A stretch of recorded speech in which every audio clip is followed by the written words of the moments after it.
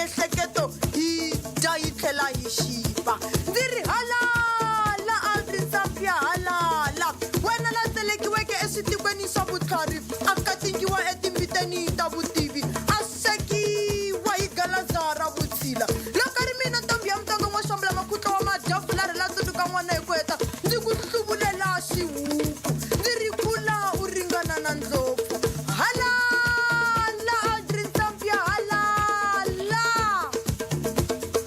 Aldrin Sampear on Beyond the Headline. It is 11 minutes after 3 o'clock. Good afternoon, and thank you so much for choosing BTH Beyond the Headline with me, Aldrin Sampear. We're with you from now up until 6 o'clock. So a major focus of the show is going to be on the court application, urgent court application that has been brought by the National Assembly Speaker, Nosiviwe Mapisa Nqakula, to interdict the NPA and the police from carrying out an arrest against her. That matter is currently being heard at the High Court. So we're going to be taking all of that live, including what the NPA has to say, because it will give us some insights with regards to the case that the NPA has against the Speaker of the National Assembly. And by the way, the NPA's papers indicate that as far back as the 10th of March already, they decided to prosecute the National Assembly Speaker. And then also on the show this afternoon, hopefully at around 4:10, we'll speak to Eric Ndabazalila, spokesperson for the NPA, and this is on them being resolute to oppose the bail applications of 4 of the accused who are linked to the disappearance of 6-year-old Jocelyn Smith in Saldanha Bay. And also another story that we're looking into is the decision by the Electoral Court not to hand down judgment today in the ANC versus the IEC case, where the ANC is arguing against the decision that was taken by the IEC to register the MK party. The judgment was supposed to be handed down today electronically. A decision has now been taken that will no longer happen. Instead, judgment will now be handed down tomorrow, and it will be an oral judgment also that will be handed down tomorrow. Today it was supposed to just be electronic, but now there will be an oral judgment that will be handed down.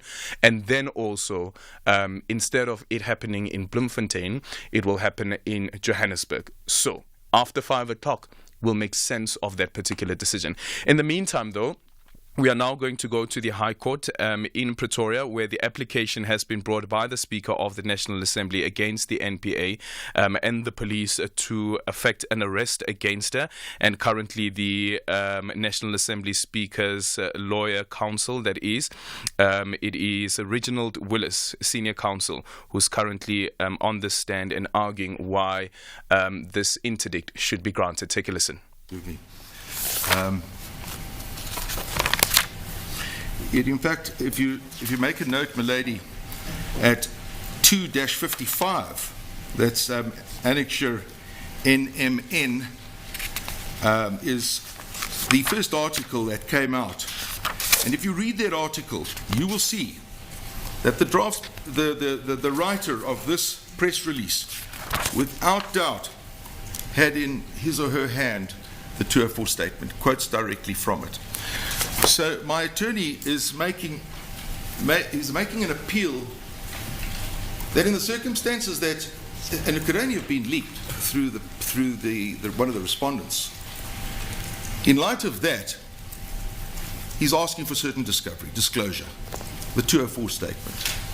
And he goes on, nonetheless, also to prevail on them to stay away from attempting to arrest our client. There's no need for it. It's not a mechanism that one needs to use in relation to our client. Now,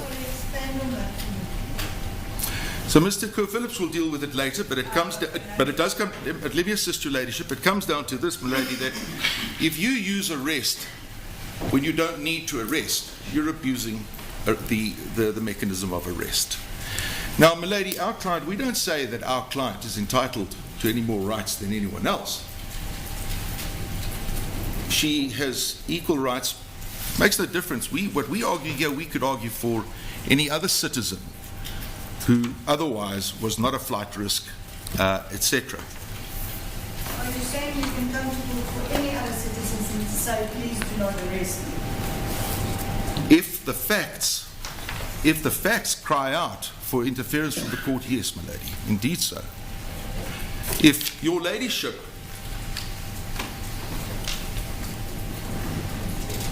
If some senior counsel at the bar, for example, had been arrested and knows his rights, So it's always somebody And- of importance. No. So only important people. well, no, We now have a speaker and then we have a senior counsel. well, milady, I'm trying to bring it closer to home so we can put our, it doesn't matter who it is. But if it's someone, and the facts are all similar to this, forget the identity, well, they shouldn't have to be arrested either. But when the person is someone who is well known, I'm really just trying to understand. So what are the facts that negates against the arrest? in this instance, well, I've got to take your ladyship through that. So let me move on, my lady. Mr. Kerr Phillips will then deal with the rest of that answer. But lady, the very next, no answer is received to this letter on Monday. The very next day, at approximately 6:30 in the morning, the respondents raid, or they arrive to execute a search and seizure warrant. A warrant they'd had for some 9 days already. That's fine. You don't have to tell us all that you're doing. Of course, we learned from them in these papers that their investigations were completed a long time ago, prior to the 7th or the 8th of March. Because, in fact, even prior to that, because they communicated the decision to prosecute to our client, they communicated to our client when she was still overseas. And that was around about the 7th or 8th. So they took it before then. They changed the date in their papers, nothing turns on it. So they had made a decision to prosecute, and they'd also made a decision to leak their evidence to the public or to the press, put it into the public domain. But they found a need to arrive at her home on Tuesday morning after the attorney they had been trying to get hold of. They wanted, you'll recall reading, they telephoned her while she was overseas wanting to know her attorney's details. She didn't have an attorney then. She appointed one immediately when she got home, and my attorney was then thereafter acting for her. That afternoon, the Sunday, when he first consulted with her, he spoke with the NDPP and as well as the which I'll just refer to as the DPP. He spoke to him. He spoke to the investigating officer, Mr. Perimel. He writes this letter. Well, the next morning they ran, but that they could do.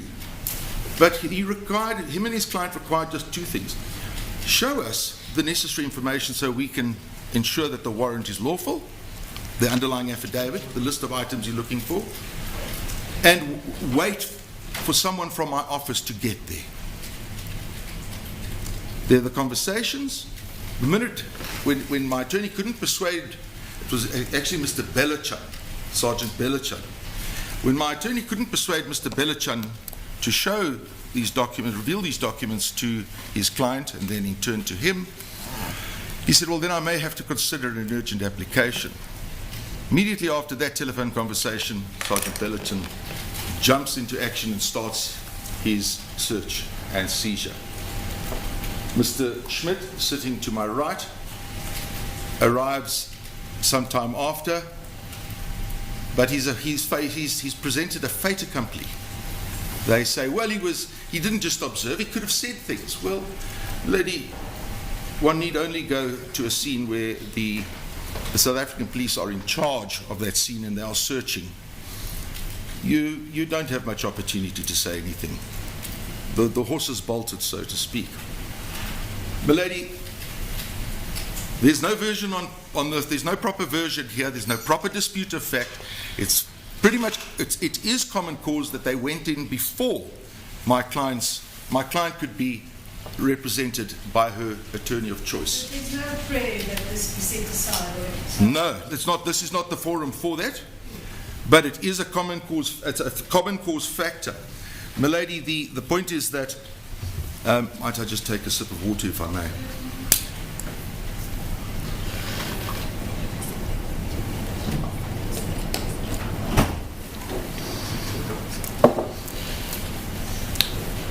The point is, my attorney and my client's complaint throughout is that what this has been about from the start is, notwithstanding their utterances that all they sought to do was to get her attorney on record so that they could get on with their jobs, because that's what it seemed as if they were going to do. The minute my attorney said, well, I'm available on the 3rd of April, that wasn't good enough. And I'll take you to the letter now. They wanted her then to be there on the Wednesday or the Friday. So that's Wednesday the 19th, Wednesday the 20th, or else Friday the 23rd, I thought, 22nd. Now, and in fact, I'll take you to the letter now where they say this is not a negotiation. Now, if she's entitled, as she is, as a matter of law, to be represented by the attorney of her choice, then those were the facts that they were confronted with. They later say that he's causing delay. My lady, there's no case to accuse my attorney of having caused delay. Right up front, he committed himself to a date 2 weeks hence, in the circumstances of being committed to a trial in Durban, a well-known trial. And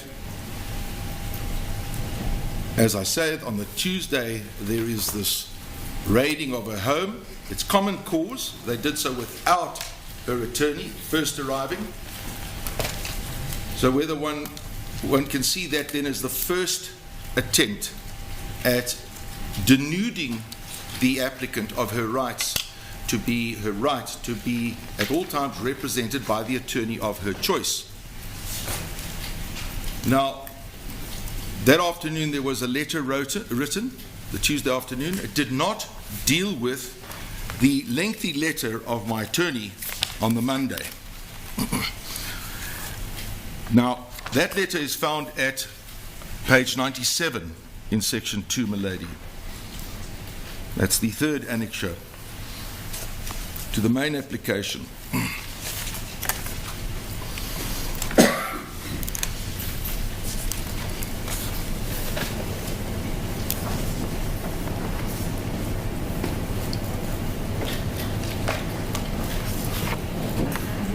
Thank you, my lady. Paragraph 2, this office will not respond to every averment and or question. However, that must not be construed as an acceptance of same. Well, they didn't answer to anything, and they essentially still haven't. Our office has been courteous in requesting you to ensure that your client avails herself of the process of being charged and enrolled. That's precisely what he had done, my lady. His client had tendered her cooperation. Paragraph 5, you're reminded that the courtesy that was extended to your client is not a negotiation and not open-ended. Well then, how is it a courtesy?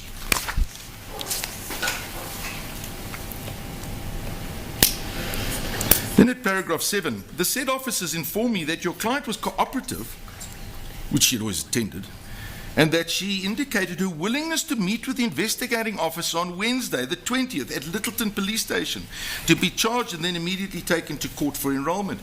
Well, my lady, this issue is raised on the papers and it's disputed. Well,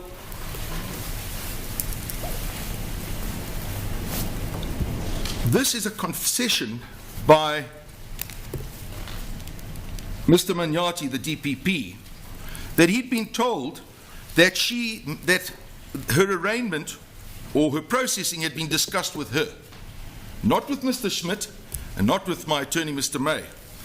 And that's the very point my attorney makes. And he says this happened repeatedly, and our client deposes to that she was repeatedly asked by Sergeant Bellishan, just come down with us, we'll sort it all out. Why is that, my lady? Well, one can only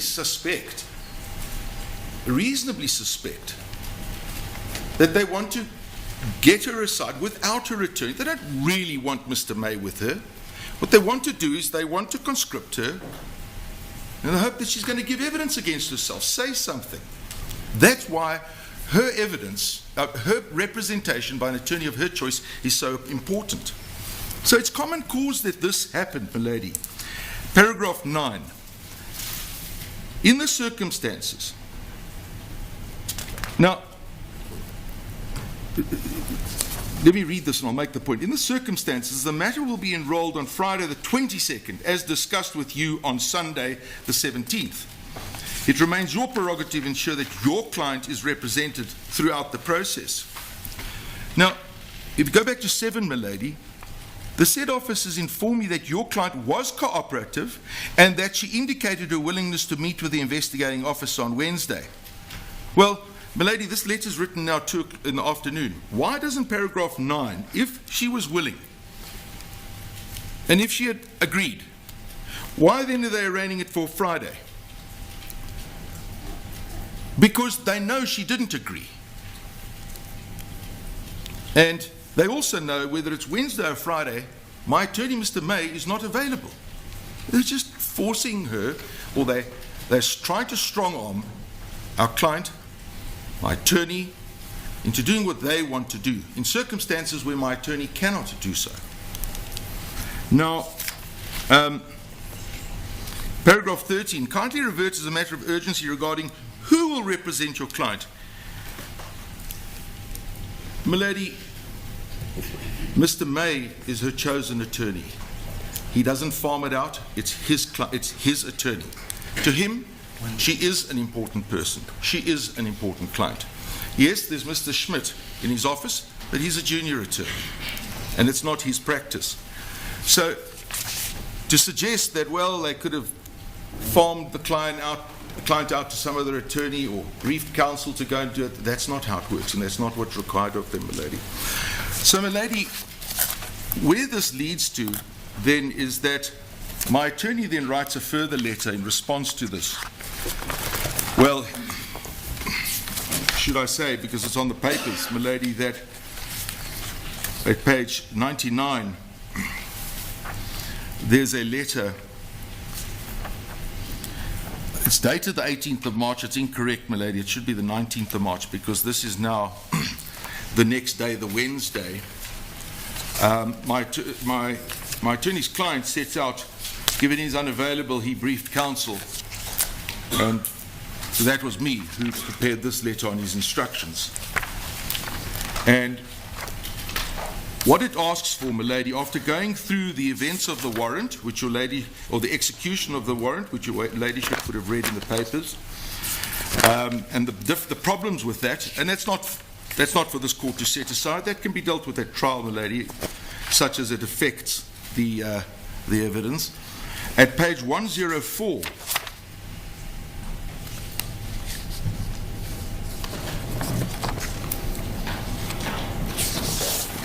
and if your ladyship just bears with me, I may have.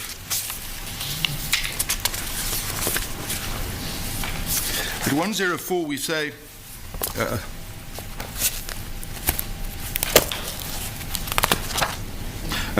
my lady, could I bother your ladyship to go back to page 98?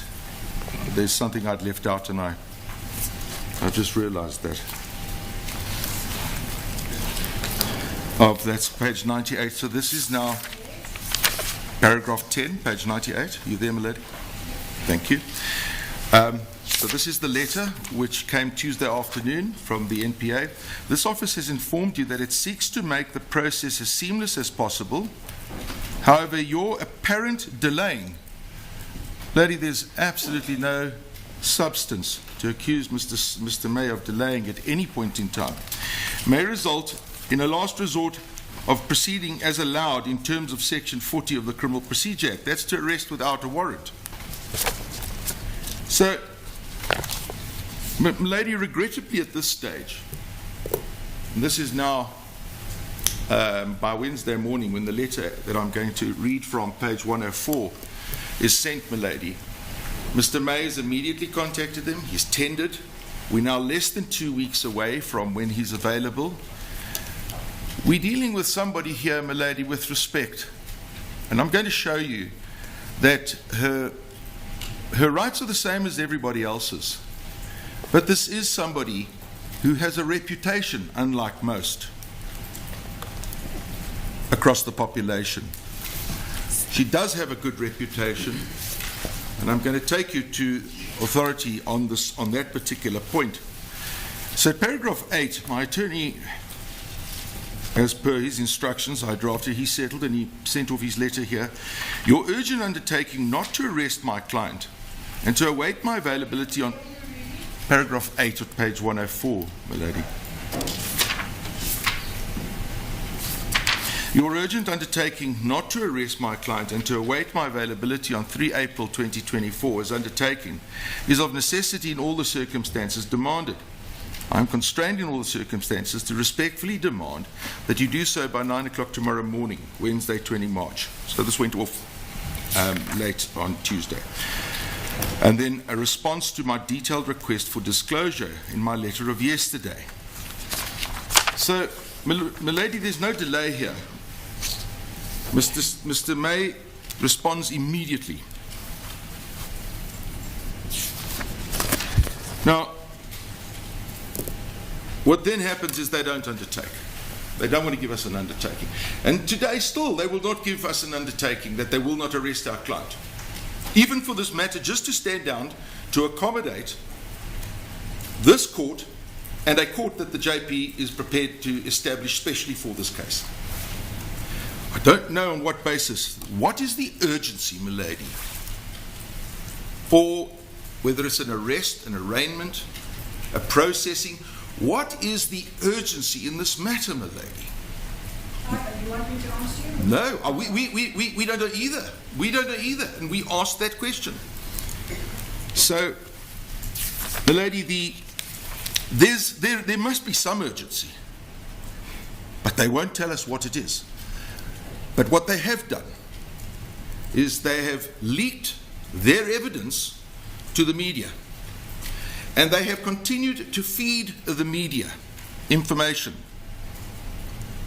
And the media know things that the accused herself they won't tell.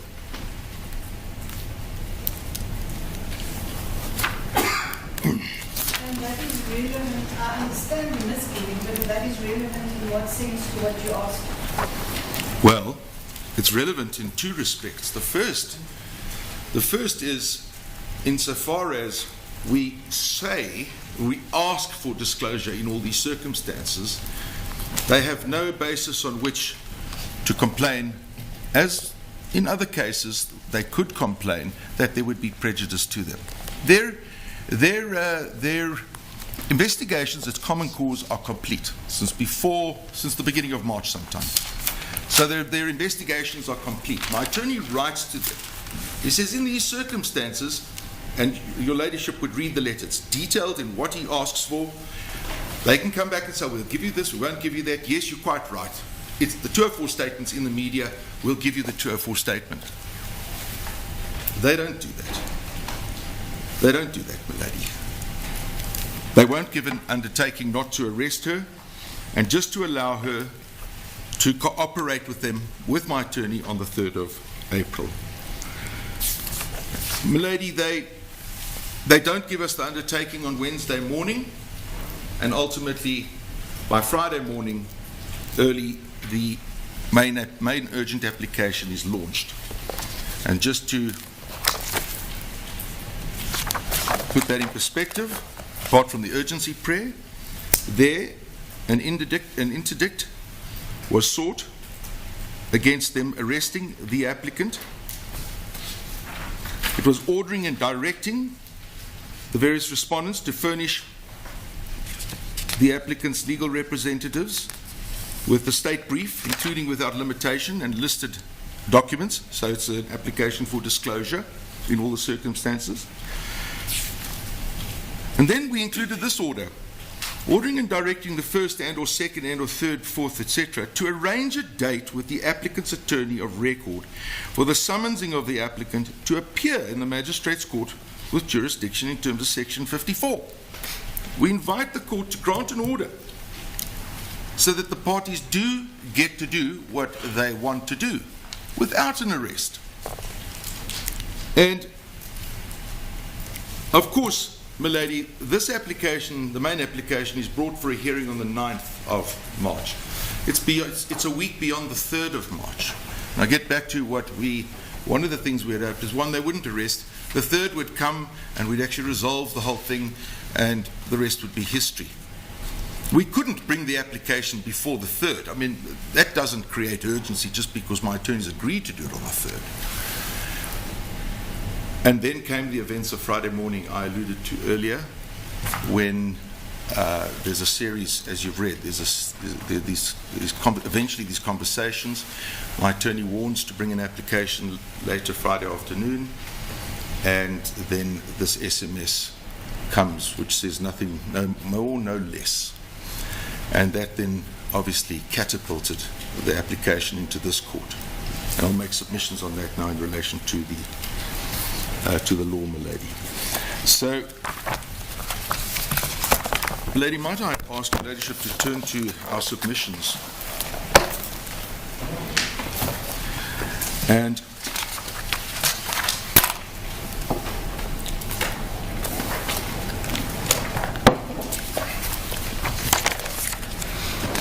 so we just set out, milady, we seek, pending the outcome of the main application, that your ladyship interdict. Yes, but on an interim basis.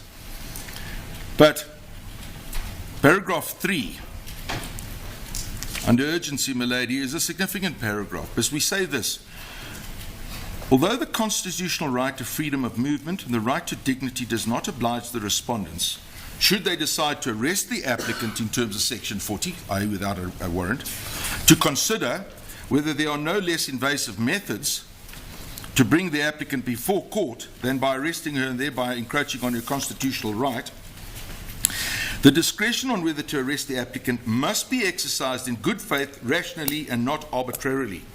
Milady, my learned friend Mr. Kerr Phillips is going to address you in relation to arrest, and more particularly on standing orders that the police are bound by. And milady, no. Yes, it is, milady. The standing order. Yes, milady. Where? They are part of my attorney's first letter, which your ladyship finds at page 76. So they're just attached to the family letter.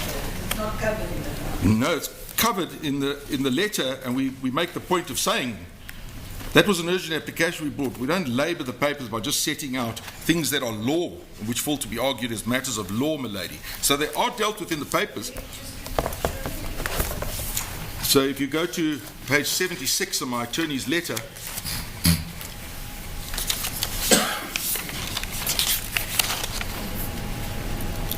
you will see, if you 76, if you go and look at 77, my attorney first at the bottom deals with part A, availability of chosen legal representation, and then over the page he deals with the need and desirability for arrest.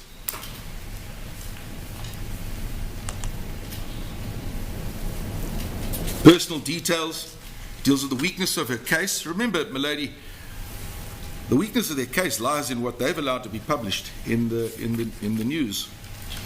No ability or intention to interfere with the investigation, and then she goes on, my attorney goes on for a number of pages dealing with instructions to arrest and detention of suspects, and the standing orders. All of this is law, milady. We could argue it anyway. But the point is, we make the point that in the founding affidavit that Mr. May was making clear to them that he wasn't doing these things out of some sort of naivety or opportunism. He knows what he's talking about, and he sets it out accordingly. Of course, they took no cognizance of it at all, evidently. So, milady, Mr. Kerr Phillips will address you on that, and to the extent necessary, he will distinguish these facts in this situation from the one that arose in Karma. So we will get to answering that question for your ladyship. We have prepared on that. Milady, from paragraph 4, what your ladyship knows: our client doesn't represent a danger to society, is committed to defending herself and standing trial. She won't abscond, she won't harm herself, she's not in danger of being harmed by others, and she's keen to disprove these allegations against her. And here's the point in paragraph 5, that should a decision be taken to arrest the applicant, we submit, milady, such decision would be irrational and arbitrarily considered, and not with the good faith that is required of the respondents. And the respondents say they have not made a decision to arrest the applicant. However, milady, the facts say otherwise. The applicant need only show a reasonable apprehension of an action that will cause her harm. Why do we say that the facts say otherwise? You would have read in my learned friend's deponent's affidavit, answering affidavit, that they say this. They say that arrest was imminent from immediately after they took the decision to prosecute. That's their words, milady.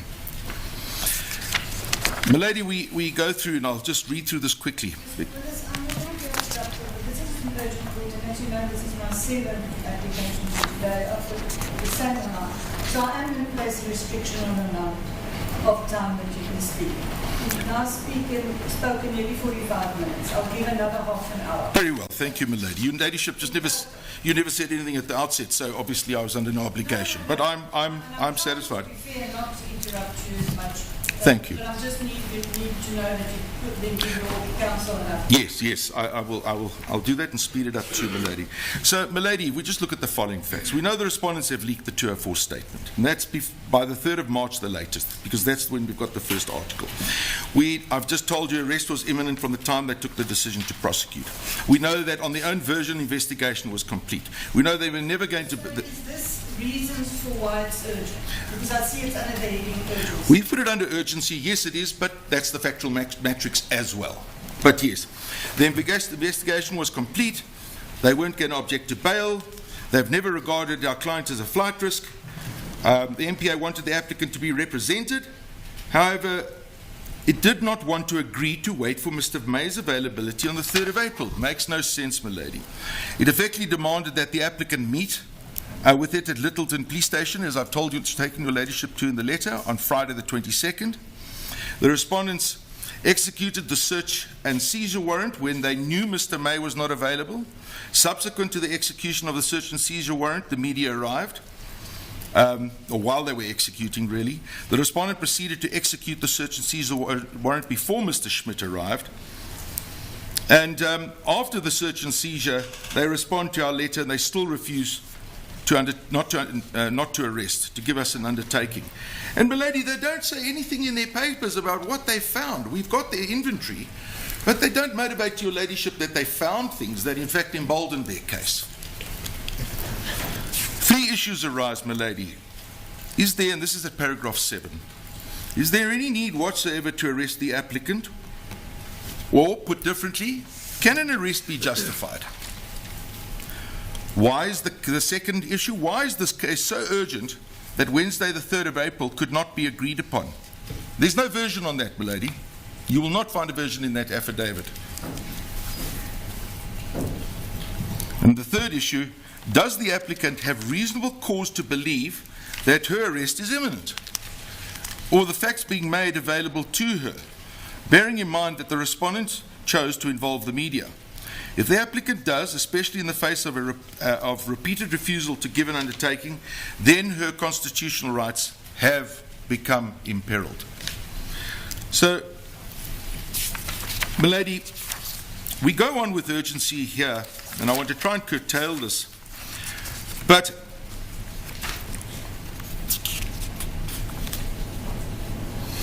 paragraph 8 is important. Were she to be arrested any time before the hearing of this matter, my lady, and this goes to our truncation of time periods too, she would not be afforded substantial redress. And we say that her constitutional rights are being infringed already, my lady. Paragraph 10. In President Republic of South Africa versus Zuma and others, heard this time last year, my lady, His Lordship, the Deputy Judge President of the Johannesburg High Court, said, according to sum up, the notion that the only route of relief a party can invoke to contest the title of this involved a private prosecutor is to raise the question of title as a plea. And then, my lady, what he does is he sets out key aspects. And what we've done is we've now just made the relevant changes. And I'm going to read it to you, and you will consider this afterwards in paragraph 12, my lady. And after inserting our own amendments, this is what His Lordship effectively says. albeit there in relation to a private prosecution. Accordingly, to sum up, the notion that the only route of relief a party can invoke to contest the lawfulness of the arrest in a latter delictual matter or at the discharge stage or a judgment is misconceived. You will recall our learned friends tell us, or his deponent says in the papers, well, she's got a damages claim, she's got an alternative remedy. Well, His Lordship, Deputy Judge President, says that's misconceived. In any event, the very arrest of the applicant is what is sought to be prevented by the relief sought in this urgent application, premised on the contention that to appear in the criminal court per se would be to submit to an unlawful intrusion on the rights to freedom for the applicant, if the arrest of the applicant is unlawful for want of proper authority. Now, in that case, my lady, you will recall that Mr. Zuma, ex-President Zuma's case was flawed on the argument on behalf of President Ramaphosa that their nolli prosecu certificate was unlawful. The only difference between that case and now, the same thing was said, in fact, regarding arrest. It was said, well, I'll get to it now. It's just a bit of inconvenience. It just has to go to court and then it'll be postponed. I'll read to you what Judge Sutherland says now. But the only difference there is we are showing the court, on the basis of a reasonable apprehension, that they're acting unlawfully against our client. They're not following procedure. They're not acting in good faith. They're not complying with their own standing orders. And why should we have to wait for them to actually arrest us when our rights are already imperiled? Well, we show on a reasonable basis they're already imperiled. Your Ladyship's just granting interim relief. I'll get to the Webster-Mitchell test in a moment. So I read on, my lady. Herein lies also the key factor that demonstrates the urgency relied upon in this matter. The arrest of the applicant is imminent. Well, that's common cause here. Our learned friends' papers say that. There were other grounds of urgency relied upon initially, but one alone is sufficient. So one alone is sufficient, lady. It is axiomatic that if the aim is to avoid being arrested and to appear at court under arrest, the matter before the court is urgent. To reiterate, the nub of the applicant's case is that to submit to the arrest is a violation of her rights to freedom because the applicant's arrest is or will be unlawful. We deal with 12. My lady, I just want to go one step further. I'll leave the rest for your Ladyship's benefit. Over the page, paragraph 19, dealing with harm. In the matter of Masetla, who's President of the Republic of South Africa and another, this is Sachs J. in the Constitutional Court. People live not by bread alone. Indeed, in the case of career functionaries, reputation and bread are often inseparable. The Constitution presupposes that public power will be exercised in a manner that is not arbitrary and not unduly disrespectful of the dignity of those adversely affected by the exercise. And, my lady, there's just no explanation as to why somebody like the Speaker, who would otherwise have travelled to Switzerland on parliamentary business on Friday morning, something she had to cancel, you see that, my lady, why she's being treated in this fashion when there's no urgency to the state case. My lady, if I can turn to page 9, paragraph 24, the test, Webster-Mitchell. My lady, your Ladyship knows it well, but would you bear with me as I just articulate it here, or read how it's articulated. The proper approach is to take the facts set out by the applicants, together with any facts set out by the respondents, which the applicants cannot dispute. My lady, if you look at these papers, you read through them, there's a lot of repetitive material, my lady, but you will not see a proper factual dispute. Now, that doesn't matter because we're on our version. We're not on their version. This is not a motion proceeding for final relief. This is for interim relief. You take our case, you take any facts that we can't dispute.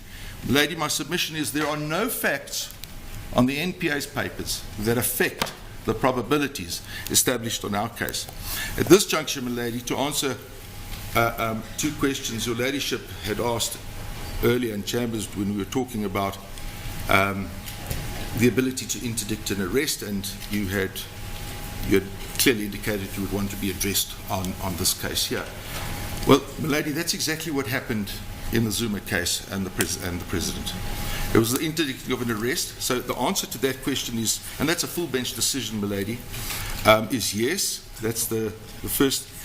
And then the second is, milady, if your ladyship will recall, we say we have a right. The question is, well, that's what the rest of Webster and Mitchell deals with is, well, has that right been infringed? And have you got a case around that? We say that's clearly the case here, milady.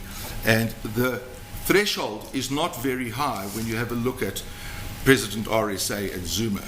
The mere prospect of being dragged into the dock under arrest when there's no need for arrest, that's exactly what the Zuma case speaks to in that instance. So, milady, the next heading, we're just embellishing on threat of arrest. And if I can pick up Friday, this also still goes to urgency, but like I say, milady, the factual matrix and urgency are all together. On Friday the 22nd of March, the applicant's attorney on record, Mr. Pay, attempted to establish from various conversations with the respondent whether the respondents are inclined to arrest the applicant. A detailed description of the conversations between Mr. May and the respondent is found, and your ladyship preferred. Significantly, during the conversations between Mr. May and advocate... Sorry? You've already said this over about... No, I'm just... Not today, tomorrow. So yeah, milady, just so that you know where this goes. And then that's where you get the words, yes, we actually said very clearly, not today, nothing more, nothing less.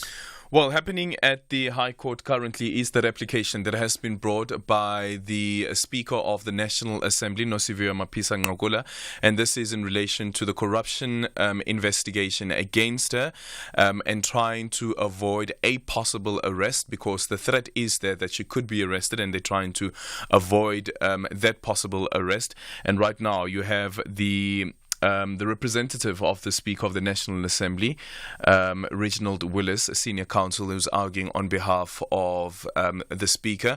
Two other counsels will also speak, and then a bit later on we'll get the NPA. And when the NPA is ready to speak, we'll go back to the High Court so that we get some insight with regards to the case that the NPA has against the Speaker of the National Assembly. We're also taking your voice notes on 0614 1041 107, and you can also drop me an X at Aldrin Sampear.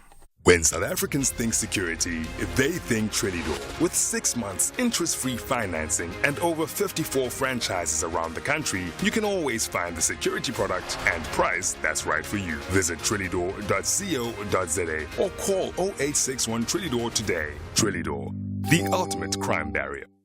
Think bigger than just a banking partner.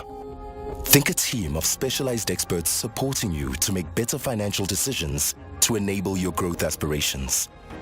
Think a strategic partnership providing indispensable advice to help you make the right moves. Think bigger. Think Nedbank Commercial Banking. For more information, visit nedbank.co.za. See money differently. Nedbank. We're a licensed FSP and registered credit provider. And we will buy 500 cars, and we will buy 500 more. Just to be the one who buys your car, will come to you and offer more. We buy cars, we buy cars. Da-da-dun-da-da-dun-da-da-dun-da-da-da-da. We buy cars, we buy cars. Da-da-dun-da-da-dun-da-da-dun-da-da-da-da. We Buy Cars, the easiest way to sell your car by far. Attention filmmakers, are you ready? It's time to showcase the vibrant tapestry of KwaZulu-Natal's cultural heritage at the Simon Mabunu Sabela KZN Film and Television Awards, South Africa's ultimate celebration of cinematic excellence in partnership with the SABC and the KZN EDTEA. We champion innovation, paving the way for the future of cinema. This year, we go beyond imagination. Cut, edit your 1-minute submissions, because call for entries is now open until the 28th of March 2024. For more information, visit www.kznfilm.co.za or follow us on social platforms. Join the conversation using the hashtag SSA24 KZNFilm. Our kingdom is your stage. You are listening to Aldrin Sampear on SAFM. It's 5 minutes now before 4 o'clock. We're in conversation next with Dr. Mike Masiapato, who's the Commissioner for South Africa's Border Management Authority. They held a press briefing a bit earlier on, speaking to some of the control measures that they've put in place and also ensuring that they increase their capacity ahead of the Easter long weekend. So the BMA, which is the third law enforcement service in the Republic, also announced border control issues and deployments requirements for travelers, as well as adjusted operational hours at the ports. And Dr. Masiapato now joining us on the line. Commissioner, good afternoon. Thank you so much for making time for us. Good afternoon, Aldrin, and thanks for the invite. What would you say are some of the critical aspects that people who would be traveling and crossing our borders during the Easter weekend would need to take into consideration?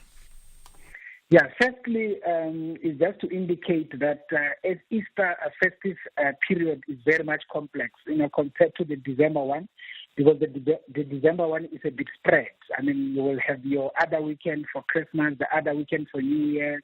Some people will close on the 15th and all of that. So for Easter, we have a reality that the apex starts on one day, and that is the 28th, on a Thursday. And that is the date through which everybody will want to make sure that they've exited the country. And of course, the return then becomes the 1st of April. So we will say that because of that anticipated congestion on Thursday, firstly, we'll want to say if the travelers could try to get to the port a bit earlier on the day where possible, so that we can be able to process them. But the most important thing, Adrian, is to make sure that people do have the relevant documentation with them. It be the passport, where the visas are required. In case where they come into the Republic, they need to have them handy. In instances where they come from for example, yellow fever infested countries, they need to have the yellow fever certificate. But of course, in terms of the things that they need to be carrying, particularly those that are coming into the Republic, they need to avoid any agricultural products unless if they've done the processes with the Department of Agriculture for the import permits and all of that. But otherwise, from our side, we are very ready for the travelers as they come through. I think one of the points that you also raised in the statement that you delivered a bit earlier on is the ZCC pilgrimage, that for the first time since the COVID-19 lockdown, they are back, the pilgrimage itself is back again, and the impact that is going to have on the roads. Yeah, so indeed, Adrian, so fairly it will have the impact inside the country as people are traveling from provinces. But where we come through as the Border Management Authority is when people from the neighboring countries are now coming into the pilgrimage. We are fairly aware that there is a lot of people that will be coming from countries like Zimbabwe, as it were. There will be others coming from Eswatini, and there will be others coming from Lesotho, and others will be coming from other parts of the continent, fairly using the Bedbridge border post. So on that basis, we are fairly very much ready to be able to receive them as they come through into the pilgrimage, but at the same time, be ready to be able to facilitate them when they exit the country. And that is why we are anticipating that we are likely to then revert back to the pre-COVID numbers, even in this Easter period, to around 1 million people that will be facilitating just over the weekend or one weekend. Commissioner, finally, if you look at the number of people that you have been referring to, the ones who are trying to enter the country illegally without the necessary documentations, have you noted that perhaps maybe there has been an increase in the capacity of the BMA to make these sort of arrests compared to previously when the BMA was not implemented and was not formed? Is there a difference at all? There is a difference, Aldrin, because what we have started doing is that with the activities we have, especially in the land ports, as it were, we have deployed the border guards to do access control into the ports. So that on its own then enables us to detect a number of people who will be trying to enter into the port environment. And some of those would have been intending to enter the port one way or the other, have their way through, either through corrupting some of the officials in the port. So what we have started doing is to make sure that we intercept them at the point of entry so that we can deal with that. In terms of the airports, Aldrin, the biggest issue is the introduction of the biometric movement control system, because it enables us to pick up people's biometrics, and on that basis we are also able to pick up people that are, in a way, fugitives, people that are wanted by other jurisdictions for crimes, and on that basis we are able to act. So those are some of the areas that I could just highlight in terms of the increase in the interceptions that we have started seeing address. Thank you so much for your time. Dr. Mike Masiapato is the Commissioner for South Africa's Border Management Authority. It's 4 o'clock. It's time for the news. Independent and impartial. This is SAFM News. Thank you, Aldrin. In your top stories, the Border Management Authority outlines Easter holiday plans and judgment in the ANC IEC matter to be delivered tomorrow. This is SAFM News. A very good afternoon. I am Luyanda Maume. The Border Management Authority says public transport, often used in the illegal movement of migrants between borders, will be severely dealt with. BMA Commissioner Dr. Michael Masiapato has warned travellers to avoid being involved in unlawful behaviour this Easter weekend as they ramp up their operations. Masiapato outlined the accelerated security control measures at the ports of entry during Easter period. He says they've increased deployment of resources in anticipation of increased traffic flows at the country's ports as well as operating hours.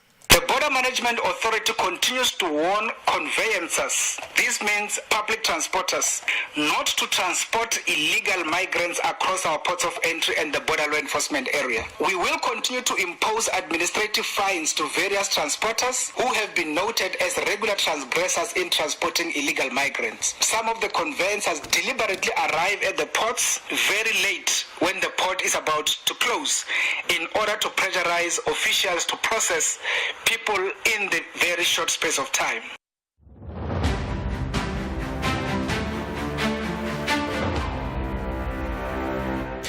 In some election-related news now, judgment in the ANC versus IEC matter will be delivered tomorrow at the Gauteng High Court in Johannesburg. Last week, the ANC hauled the Electoral Commission to the specialized court, challenging the registration of the Umkhonto weSizwe Party. The governing party argued that the registration of the new party in September last year was unlawful, as the Deputy Chief Electoral Officer, Mawethu Mosri, considered a supplemented application from the party. It further argued that the MK party was supposed to launch a fresh application. The DA Federal Council Chairperson Helen Zille says women who have made the party list have done so through merit. Zille made the comments at a press briefing in Bruma today, where the DA unveiled its candidates list. The former DA leader says the party list comprises of diverse candidates who share a belief in the DA's founding principles. So the women that got through the process did so on their own merits and passed through every stage of the process and got ranked very highly. We don't do quotas for women. We never have and we never will. So we have women applying, competing and winning. And that is what they've done if you looked at the top 30 on the national list. And we're very pleased with that. If you look at the top 30 on the national list, I mean, I haven't obviously unpacked the whole list. We don't do that. But when I glanced at that, I thought, wow, that's diverse in every single way you could want it. And of course, the DA is the only party that is asked by the media to be diverse. I haven't seen a peep about the ANC's list, one of the most undiverse lists you'll ever see. In other news, the High Court in Pretoria has granted the National Prosecuting Authority's Asset Forfeiture Unit 3 forfeiture orders connected to illegal mining kingpins in the Northwest and Gauteng provinces. The 3 final orders, totaling an amount of 18 million rand, are for 51 vehicles, 7 properties and 16 bank accounts. The alleged kingpins from Zimbabwe and Mozambique have allegedly also acquired fraudulent South African identity documents. NPA spokesperson Lumka Manjana says the forfeiture orders emanated from criminal investigations by the Hawks. This emanates from a criminal investigations by the DPCI with the specific purpose of infiltrating a syndicate which dealt with unwrought gold. The next step is for the properties to be sold at a public auction and the proceeds paid into a Kara account. Some women in Kimberley in the Northern Cape say they are living in fear following the alleged rape of a 29-year-old woman by a local cab driver and his accomplice. The rape survivor was allegedly raped last Sunday after requesting a cab from a gathering in Khalishiwe Township to town. No arrests have been made. In a police statement, she says she noticed that her life was in danger when the cab driver took a different direction to where she was going. She says she tried to jump out of the vehicle but tripped and fell and was dragged back into the vehicle and later raped. Local women who use cabs regularly say the incident has worried them. I think we're not safe anymore calling these cabs at night. They must be stopped. It's not the first time. I think it's an ongoing thing that women are being raped, are being robbed by these people of the cabs. Yo, my heart is so broken for that. I just want to put myself in those shoes of that woman. What if it was me? And finally, French President Emmanuel Macron has warned Russia not to exploit Friday's deadly militant attack on a concert venue near Moscow to blame Ukraine. Islamic State says it carried out the attack in which at least 137 people were killed. Macron says the same group had plotted actions across France and it would be cynical and counterproductive to try to turn the blame on Kiev. The BBC's Steve Rosenberg has the details. There's some extraordinary commentary in the programme in the newspapers this morning. One of them says there are plenty of reasons for thinking Kiev did this. There are basic truths. Fire burns, wind blows, the Kiev regime are murderers and terrorists, presenting no evidence at all. And another paper, Komsomolskaya Pravda, quotes a Russian MP as saying the best and only response to this will be our victory. We simply must take Kiev and crush this terrorist beast. So you get the feeling that Moscow is trying to use the devastating attack on Crocus City Concert Hall as an excuse, as a pretext to escalate its war in Ukraine. Recapping your top story, the Border Management Authority says public transport, often used in the illegal movement of migrants between borders, will be severely dealt with. For SAFM News, I am Luyanda Maume. Headlines at 4:30. Coming up in your sports this hour, Bafana Bafana head coach Bruce to make changes for Algeria clash and Chennai to host IPL final on the 26th of May. More details at 4:30. SAFM, guiding you through the rush hour traffic. Good afternoon. Starting off in Gauteng, the N1 southbound in central Johannesburg is slow moving towards Crown Interchange. The N1 northbound in Midrand has a stationary vehicle just after Olifantsfontein Road, and that's causing some delays. Conroe Drive in Craighall has water repair works near Hillcrest Avenue, so you're asked to expect delays at peak times. In KZN, Bel-Air Road has roadworks with traffic restrictions. That's near Chief Albert Luthuli Hospital. The N3 has roadworks with major upgrade works between Spaghetti Junction and the M13 Paradise Valley Interchange, and traffic lights not working at Phoenix Highway and the R102 Trade Centre Junction. In Cape Town, the N2 Nelson Mandela Boulevard outbound is slow moving towards Hospital Bend. The M3 Philip Gosano Drive outbound is slow moving towards Hospital Bend, and Albert Road outbound is slow moving through Woodstock. With your traffic update, I'm Irma G. Buying a new TV? You'll need a paid-up TV license. Need to check your balance? No sweat at all. You just SMS your ID or TV license account number to 44210 for fast, effective balance inquiries. Secure your legal viewing fast and simple. Standard SMS rates will be charged. Terms and conditions apply. TV licenses. Pay yours. Make a difference.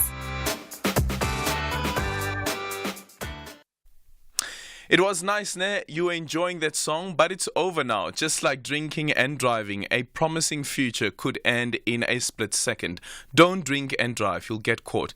Make the better choice. Hashtag just don't do it. A message brought to you by aware.org and the Road Traffic Management Corporation.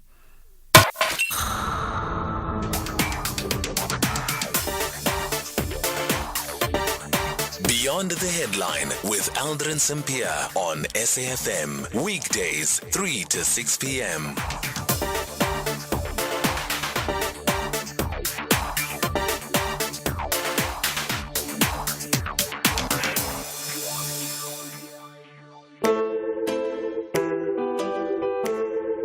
Forthright and hard-hitting Aldrin Sampear on SAFM. Sometimes you'll think it's personal in approach. Well, the guy is just doing his job. Hashtag don't take it personal.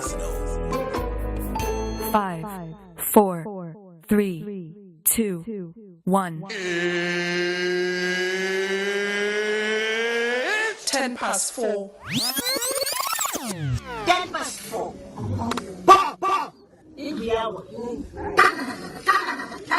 This is Aldrin Sampear on Beyond the Headline.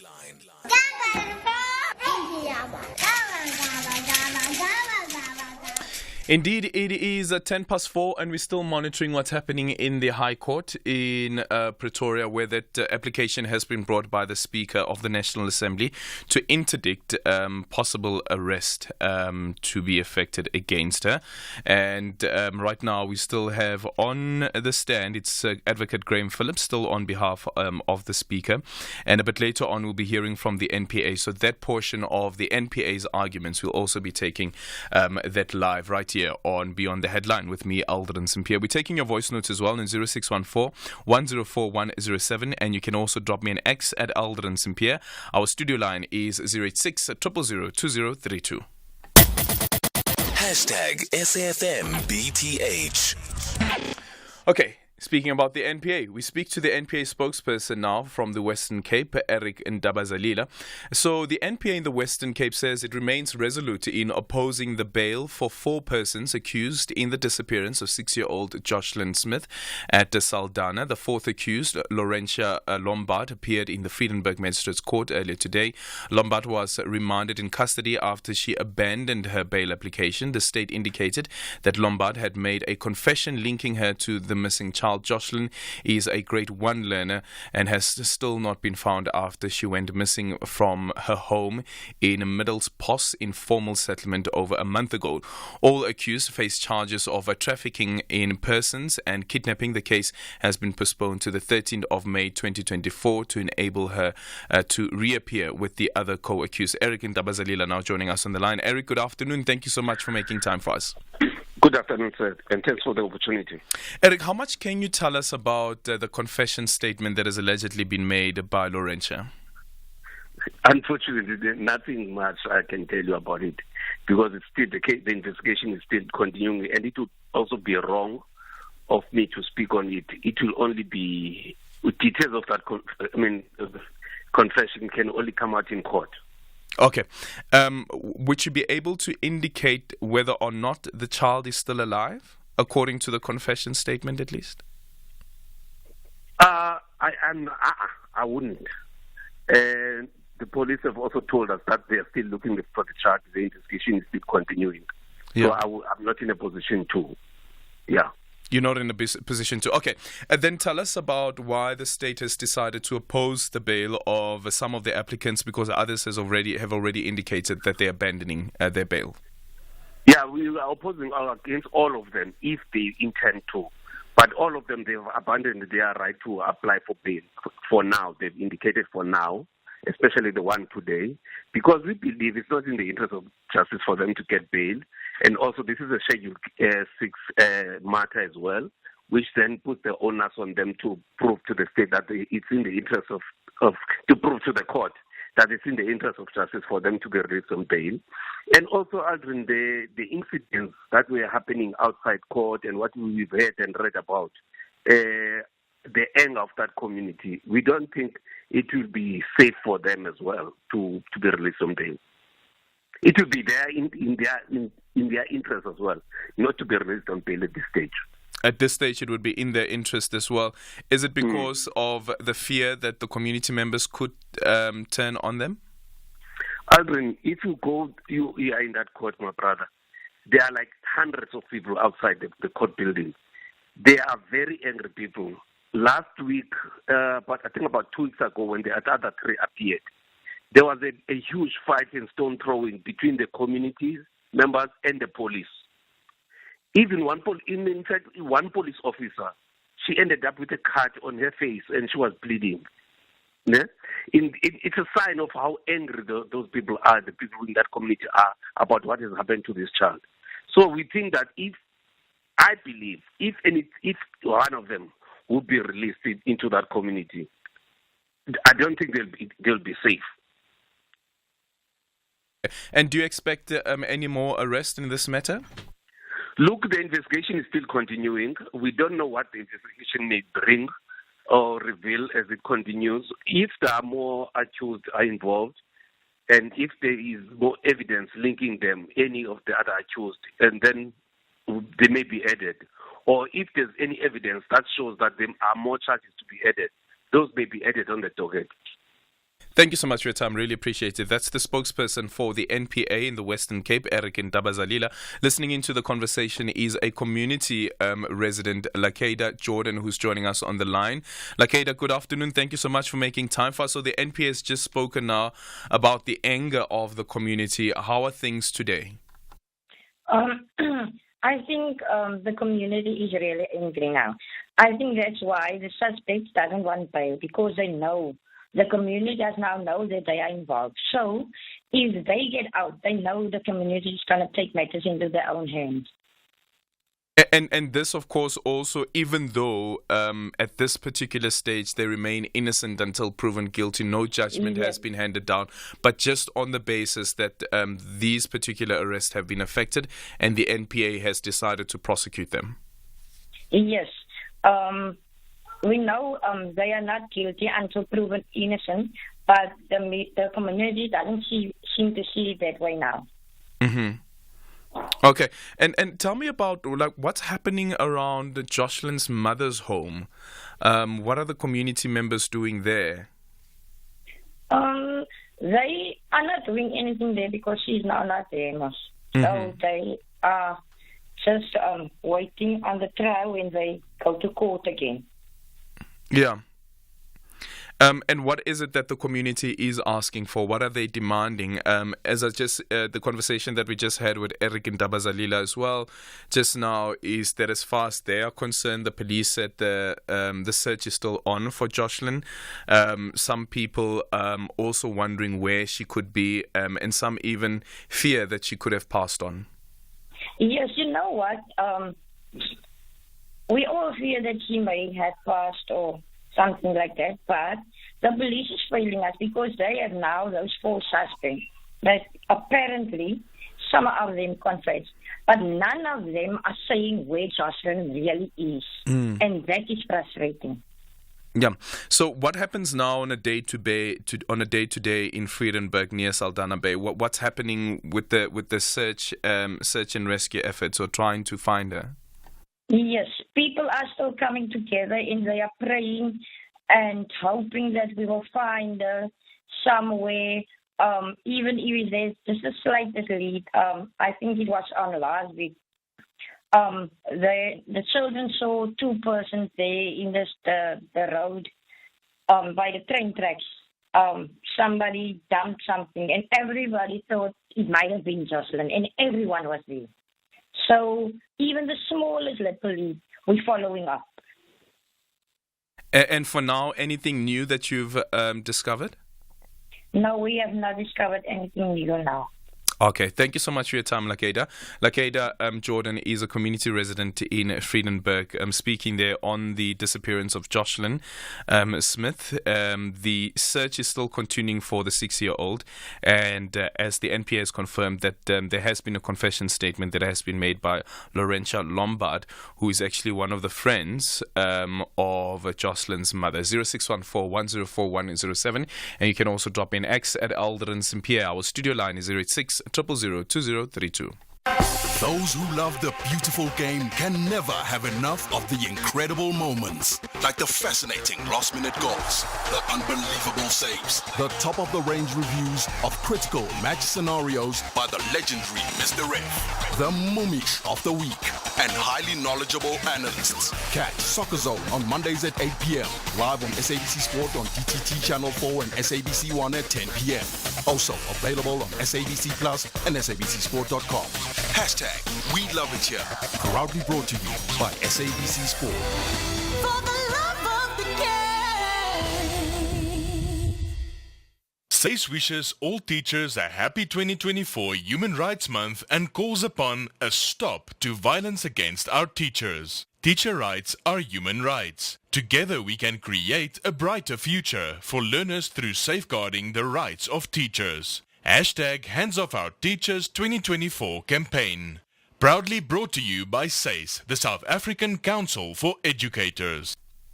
Are you one of the millions of South African households receiving television through DSTV, OpenView, StarSat or streaming platforms? You will not be affected by the analog switch off. If you own an international digital television with an outdoor UHF aerial and live in an area that has digital terrestrial network coverage, you do not need an additional decoder to watch free-to-air television and will not be affected by the analog switch off. Visit www.dcdt.gov.za/DT-no/file/194-idtv-models.html for a list of some compatible TV models on the market. Hashtag Chincha Ungasali. Hashtag Go Digital. For more information, send a WhatsApp message to 0600625458 or call 0860736832 or email support@sentech.co.za, and you can also web chat at www.sentech.co.za or Facebook Messenger @Sentech Ltd. This is Aldrin Sampear on Beyond the Headline. Good day, Aldrin. Aldrin.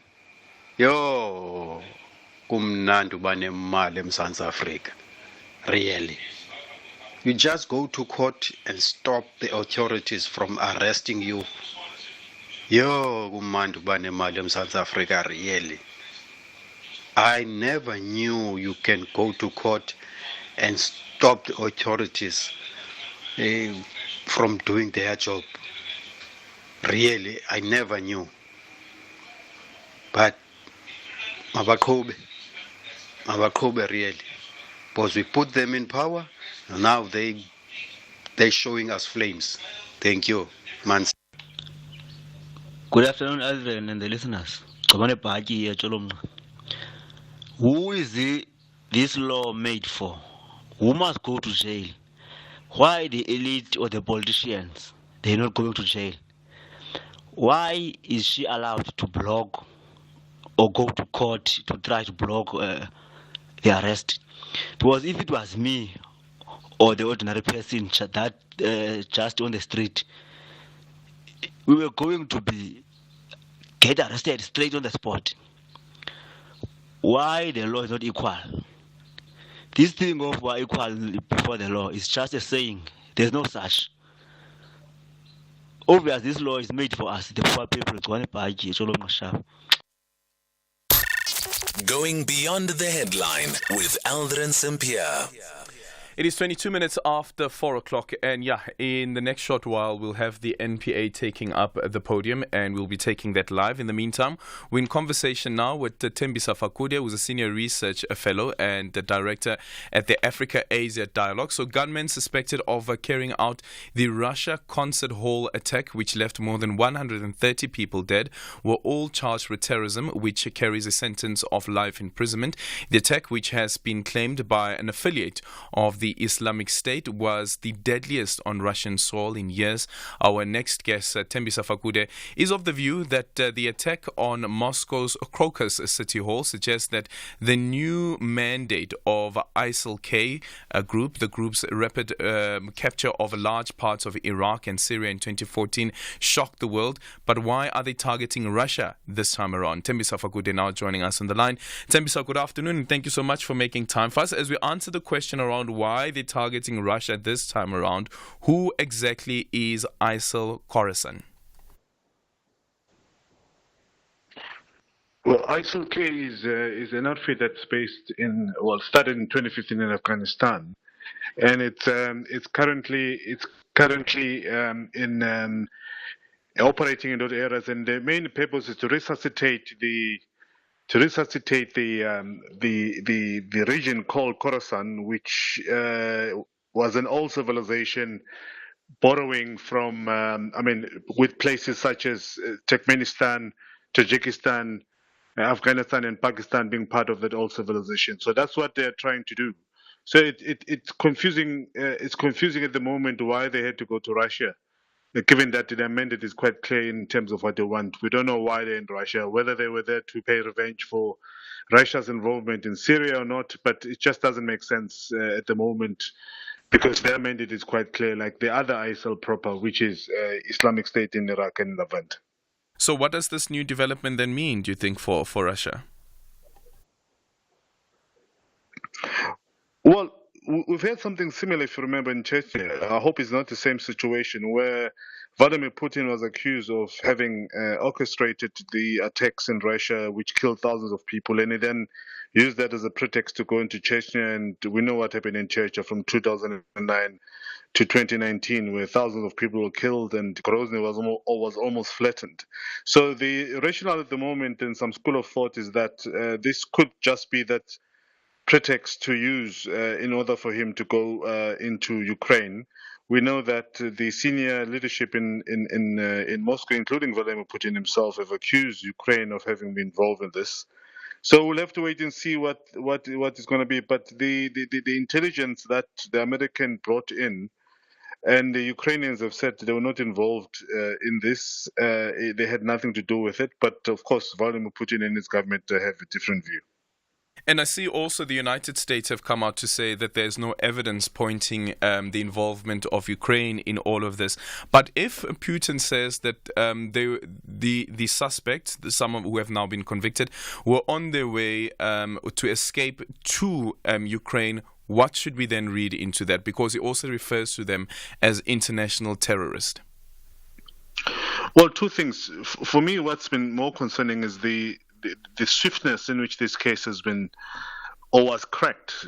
Just too soon and too quick. I mean, this happened on Friday evening, and Monday afternoon already 4 suspects in jail, in court, facing the music. So that raises some serious concern. The other thing is, the Putin's popularity at the moment gives him some sort of powers to do as he pleases. He garnered, if you remember, 87% of the vote. Mm-hmm. And chances are, if he does decide to tell the Russians that the Ukrainians were involved in this, he's going to get support in terms of if he wants to go into Ukraine. And for them to quickly accuse Ukraine of this attack, again, raises concerns. As I've said, ISIL-K has always been known, or it's got a very clear mandate compared to Al-Qaeda, for example. Al-Qaeda is known to be an international organization that operates everywhere. ISIL-K operates in Khorasan. It's got nothing to do with Russia. So it gives some sort of credence to the school of thought that this could have been a third party involvement with the intention of pushing Russia into full force in Ukraine and to go and finish the job that they've started in 2022. So almost that Russia would be fighting two wars here, or well, I guess two clashes here. If you think about the clash with Ukraine, and then you have with ISIS, with the ISIS-K. But there are the confessions that have been made allegedly by some of these attackers, including the ones who speak about a certain map and speak about the money that they have been promised, the millions in rubles that they've been promised. But the sense that I don't get is what the intention is behind it. What is it that they're trying to achieve here? And who would be the person who is behind this particular deployment? Because it's also about the brazenness of this happening in front of over, I think it was about 6,000 people. You have this attack that is happening, and then the deaths, over 130 people that have been killed. Well, the thing is, if Russia has to retaliate in this regard, they have to go back to Afghanistan, because Khorasan is now the region of Afghanistan. And I don't think Vladimir Putin will dare go back to Russia after having had a very elongated battle with the Taliban. Yes, because, into Afghanistan, yes, because that's where the ISIL-K operates from. So they don't have any region. There's no country that they come from. So it will be very difficult for Vladimir Putin to attack any country in response, or to pay his revenge as he's vowed to do. So it will be very difficult for him, because this is a rebel grouping. They don't have a country, etc. But the low hanging for him, and this just could be realized a couple of days from now, will be to accuse Ukraine and go into Ukraine and finish the job, because those that were arrested are accused of having came or supported by Ukraine So we have to wait and see what's going to be happening. But again, it just doesn't make sense that SLK will skip all these countries that they're supposed to be claiming their future state into Russia. Not unless, of course, there's a pact somehow between ISIL proper, which has suffered a lot of casualties from Russia in Syria, for ISIL-K to go and attack Russia, but still doesn't make sense. But again, the swiftness in which accusations were made and this case was cracked raises a lot of concerns. Thank you so much for your time. Thembisa Fakude, Senior Research Fellow and Director at the Africa AZ Dialogues. It is 4:30. Time for the news headlines.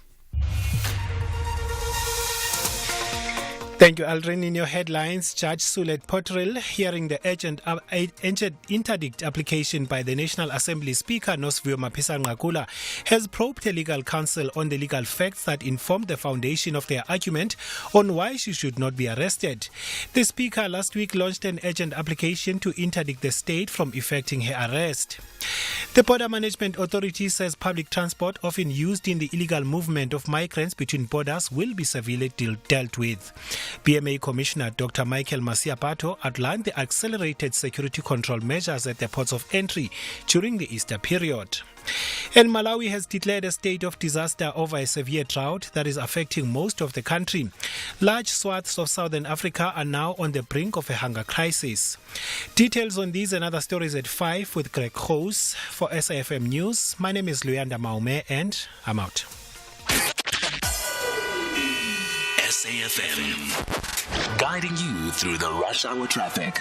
Good afternoon. Starting off in Gauteng, Main Reef Road westbound in Amalgam has a crash near Dorado Avenue reported. The N1 southbound in Midrand has a crash just before Allendale Road exit, and the M1 southbound in central Johannesburg is slow moving towards Crown Interchange. In KZN, the N3 westbound has a stationary vehicle after the Pavilion Shopping Centre exit reported. The M19 westbound in Westville is queuing towards Dunkel Road, and the N3 in both directions has roadworks reported with traffic restrictions in that Cliffdale area. In Cape Town, Batencroft Street outbound is slow moving towards the elevated freeway. Voortrekker Road outbound is slow moving through Maitland, and Victoria Road has roadworks reported with traffic restrictions throughout that Woodstock area. That will continue until the end of June. With your traffic update, I'm Irma G. This is SAFM Sports with Tuming Kapele. Geez, haven't even said good afternoon to you. Afternoon, Aldrin. Such a busy news day. Hey! Such a busy news day. Sauda. Speaking about Sauda, tell us about the men who represent us when it comes to football. Right, a very good afternoon to you. We start things off with football. South Africa will have a true test of their abilities. This is when they tackled North African heavyweights Algeria tomorrow night to end their first ever FIFA series. And Bafana head coach Hugo Bruce says that he'll be making changes to his team. The match is at the iconic Nelson Mandela Stadium, and Bruce says that he's going with a full-strength squad with hopes of a positive result ahead of the 2026 FIFA World Cup qualifiers. So the likes of Ronald Williams, Sianda Kulu, Debogo Mokoena, and Themba Zwane, among others, are expected to return to the lineup, making for a far stronger and more experienced side. Meanwhile, Pitso Mosimane is set to receive an honorary Doctor of Philosophy at the University of Johannesburg for his contribution to African football, both as a player and a coach. Mosimane is currently on a 4-year deal with the Saudi Arabian side Abba Club. And moving on to cricket, Sri Lanka beat Bangladesh by 328 runs on the fourth day of the opening test to take a 1-0 lead in the two-match series, having set Bangladesh a mammoth victory target of 511. Sri Lanka bowled out the host for 182 in 49 overs. Meanwhile, Chennai will host the first Indian Premier League final in 12 years on the 26th of May. Chennai will also host the second qualifier, and that's happening on the 24th of May, with the first qualifier on the 21st of May, or 22nd rather, to take place at Ahmedabad. The second part of the IPL schedule will begin on the 8th of April. Then Peter Malnati ended a 9-year wait for a PGA Tour title after he won the Valspar Championship yesterday. Malnati shot a final round of 4 under 67 to finish 2 shots clear of of Cameron Young as he claimed his first win since lifting the Sanderson Farms Championship in 2015. You wonder if you're ever going to do it again, because it's hard. And, in the 9 years since my last win, it's gotten a lot harder, too. If you look, the level of talent out here, guys coming out when they're, 20 years old and they're ready to play on this stage and they're so good. It's just, you just wonder, and so to have this moment, it just feels so amazing. Then moving on to motorsport, Ferrari driver Carlos Sainz says that hard work pays off. This is after he won the Australian Grand Prix just 2 weeks after having his appendix removed. Sainz returned at Albert Park to post his third Formula One career race win in a 1-2 with teammate Charles Leclerc. Yeah, I can just tell you I'm extremely happy, not only because of these last 2 weeks, but because of how difficult this year it's been so far. As I said on the radio, a bit of a roller coaster.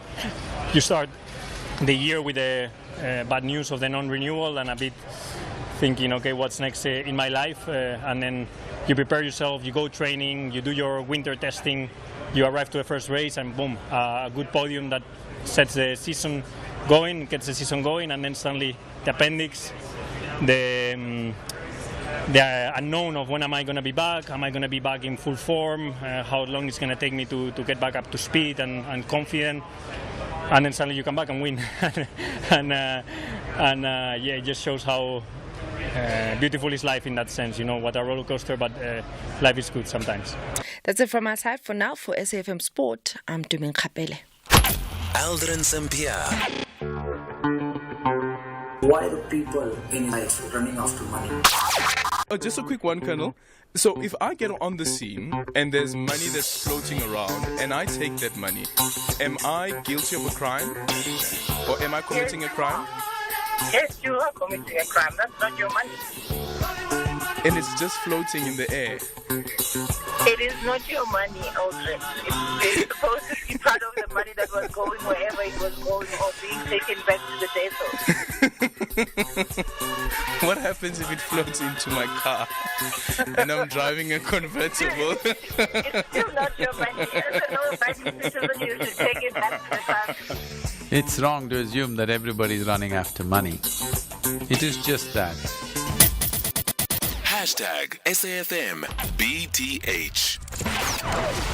Economic news on SAFM. Facts and figures you can count on.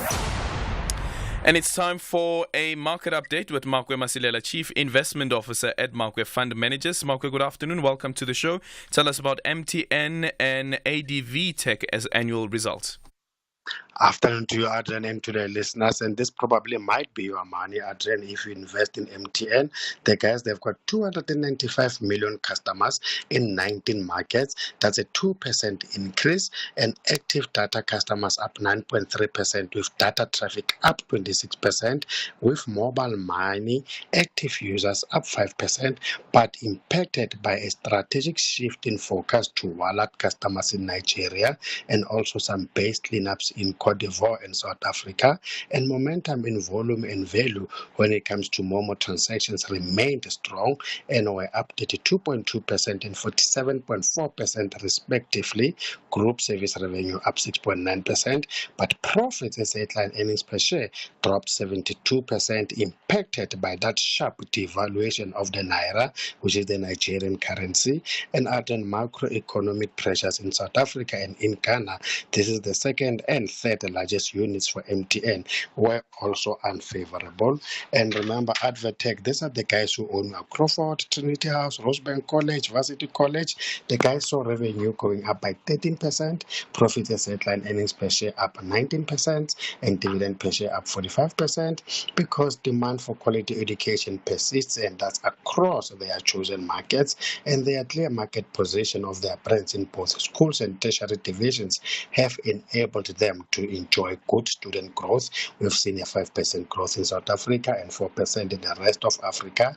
And remember, on the other hand, Tamelin, City Varsity, and Louisium, which are owned by Educo, have been deregistered by the Department of Higher Education for not submitting their financials.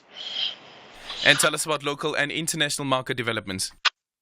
We've seen last week at the JSE was up 1.1%, and all the markets were up last week, some reaching new record highs. But this week we have another short trading week, and markets will continue to be volatile, anticipating our interest rate decision on Wednesday. We also have our quarterly employment statistics on Tuesday, and also producer inflation on Thursday. And also on Friday, still, even though it's a holiday, we have the U.S. personal consumption expenditure data. Remember, this is the Fed's preferred inflation gauge, and as I said, it will be released on Friday. What is interesting is that the bond traders are cautiously reloading wages that banned them just weeks ago, as central bankers are finally appearing set to begin reducing interest rates as soon as June.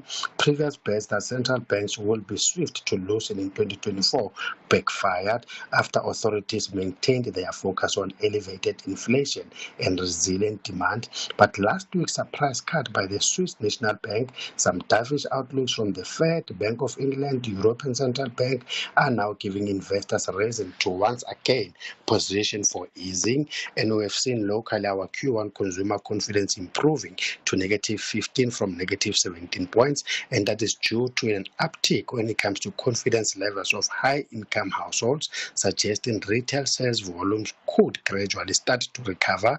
And markets are mixed. The dollar is falling, as we've seen that Japan is threatening to intervene in the currency market, and we've seen China's currency is benefiting from their government intervention, and that is weighing on the US currency, helping the likes of the rand to firm up. And then intensifying tensions between Russia and Ukraine and in the Middle East are lifting oil prices. Brent crude is up 1% at $85 a barrel, and gold firming up, wanting or looking for more signals when it comes to US interest rate cuts. We see gold is up 0.6% at $2179. Platinum is up 1.5% at $909. The DAX is up 0.4, CAC up 0.1, Foods is flat. The Dow is down 0.3, S&P is down 0.2%, the JS is up 0.3%, with our resources doing most of the heavy lifting up 1%, industrials up 0.4%, but our financials are down 0.4%, and the rand Adrian firmed almost 0.8% to the US dollar, is now 18.86 and 23.85 to the pound and 20.44 to the euro. Thank you so much. That's Markwe Masilela, Chief Investment Officer at Markwe Fund Managers. Beyond the Headline with Aldrin Sampear on SAFM. Weekdays, 3 to 6 p.m. And we go back now to the High Court in Pretoria, where the Speaker of the National Assembly has brought an application to interdict the NPA from effecting an arrest against her. Currently, we have Advocate Makosi Gwala, Senior Counsel, arguing on behalf of the NPA. Let's now listen into their presentation. Brought by the attorney, she's taken to the court by the attorney. All we want is so that the court can fix bail. That's all. Our colleagues, they say, let us issue summons. If you do that, then it will never be an issue about. There will never be a talk about bail. In other words, the court will not be given an opportunity to fix bail.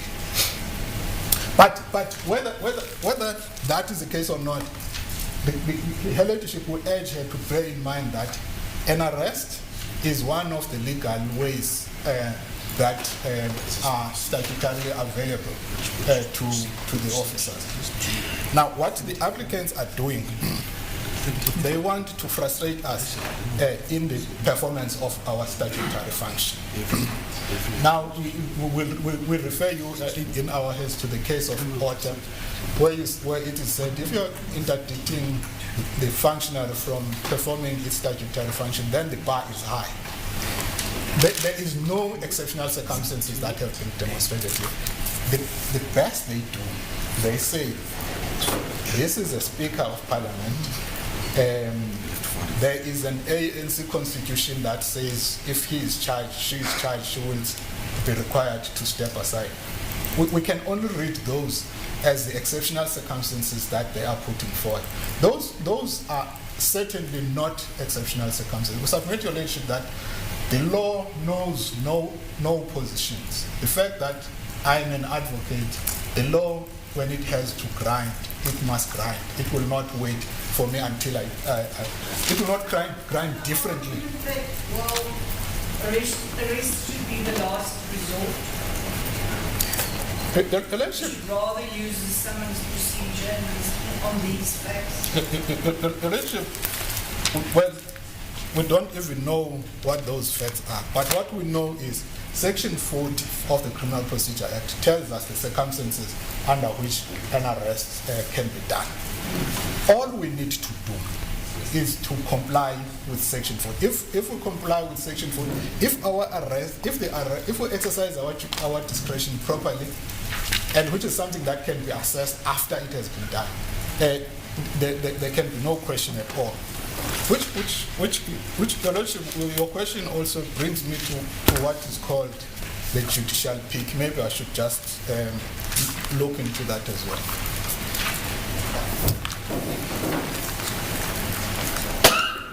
Here they want this court to look at the docket and decide whether on the evidence that is in the docket, there is a ground to arrest.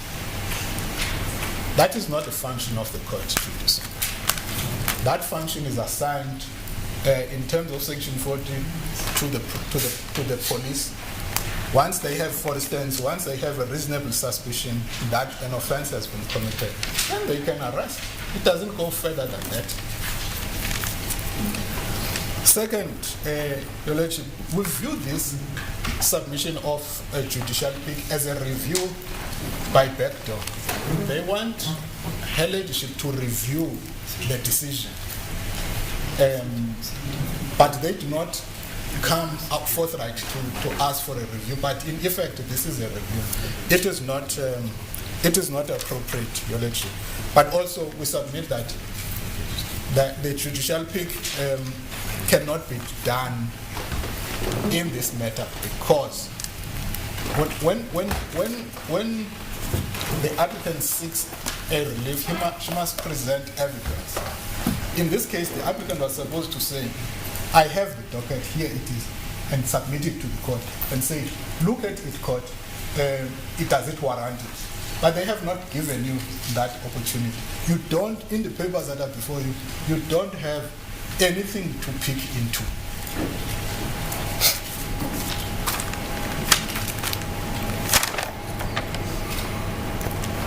The Lordship,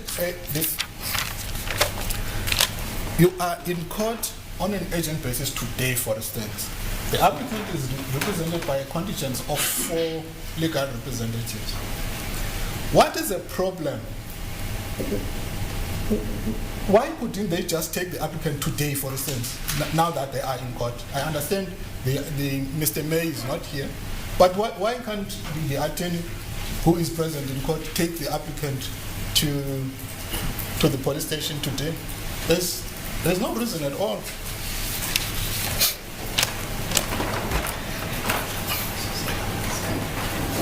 Your Lordship, I also have got a problem with the prospects of success in the main application that we are seeking. They are seeking. So I want to ask you, let's for a moment accept, and I'm just playing devil's advocate, that I find that it is urgent. Yes.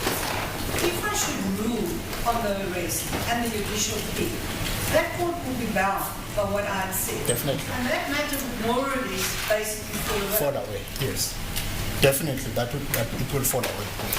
But let's look at the prospects of success in that matter. The prayer they seek is a final interdict that their client, the applicant, should not be arrested at all. That's the first prayer.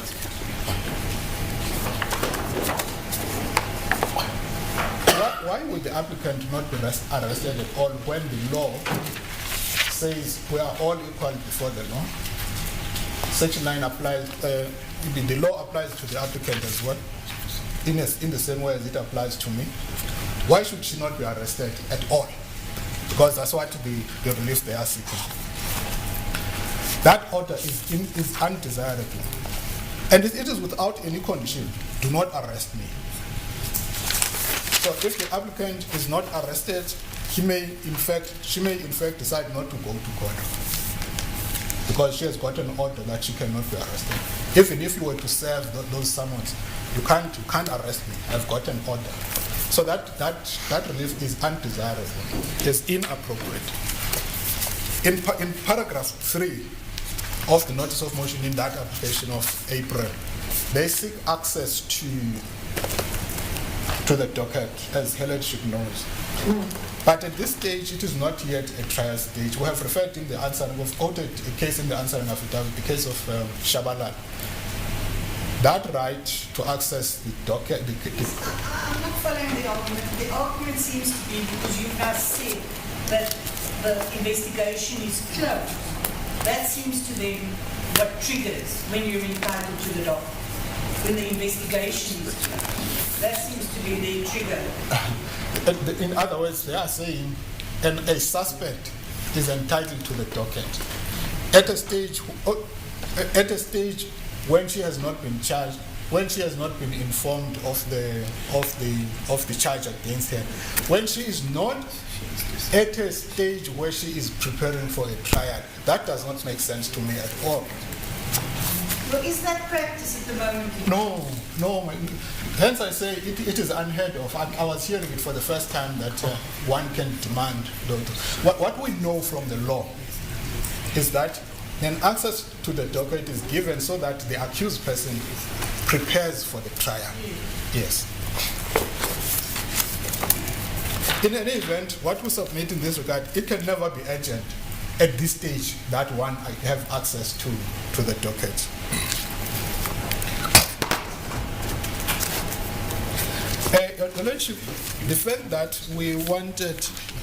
The fact that the submission is that it is only a matter of 2 weeks, it seems that it goes back to what I'm saying, that it would be treating people according to their preferences and according to their status in the society, which is something that cannot be accepted.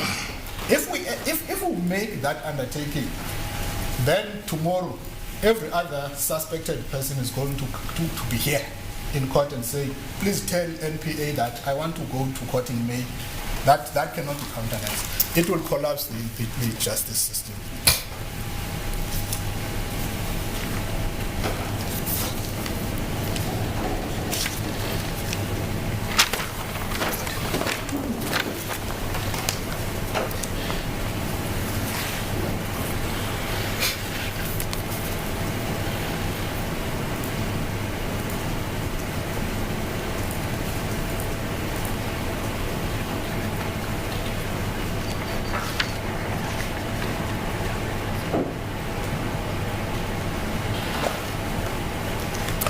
May I just take instruction?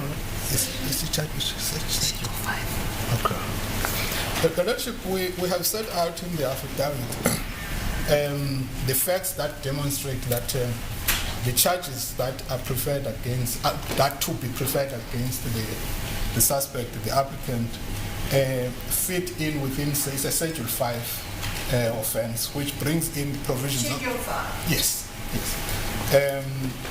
It would be section 60, subsection 11, subsection B, which says, notwithstanding any provisions of this act, where an accused person, a person who has been processed, the fingerprints taken and so on, is charged with an offense referred to in Schedule 5, but not in Schedule 6, the court shall order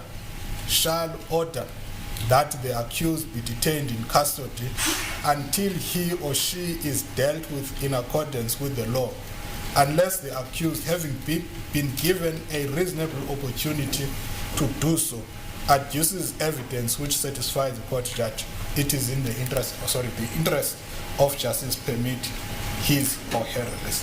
In other words, we are dealing with a situation where this person must go to court.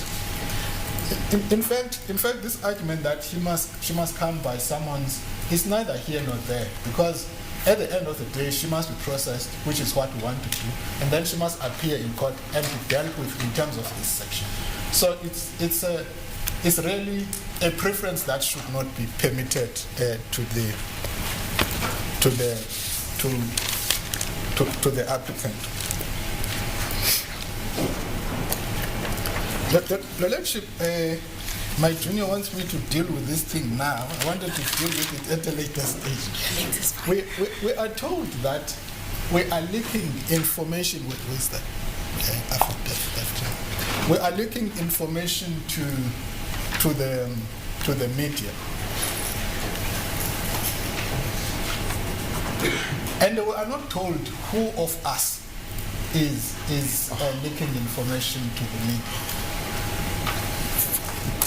I want to demonstrate to your ladyship now what, for instance, they say in paragraph 35 of their founding affidavit, when they say Mr. Mzinyati has spoken with the media and told them that we are not going to arrest today.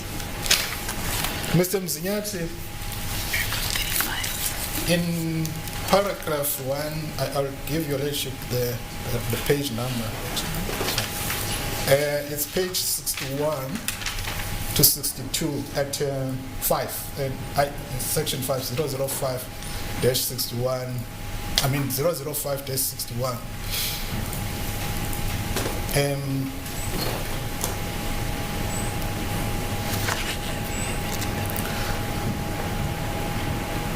In paragraph 103.3, he says, I deny vehemently that I have ever spoken to any journalist or media house in relation to this matter. Therefore, the alleged comment by me is denied. Much as you have not been given an audio discussion between him, allegedly between him and the journalist, but what they do, they simply ascribe that to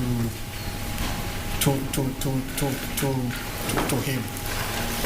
They talk about us leaking the Section 204 statement, but they do not tell us who leaked that Section 204 statement. What I do not understand all these allegations. Your Lordship, we take a dim view to these allegations. We have no responsibility on what the media reports, how the media. We've got a media liaison person. We issue press statements. We don't deal with unidentified sources. So if they say we have leaked information, they must identify that person. Tell us when, who, and how was the leak done.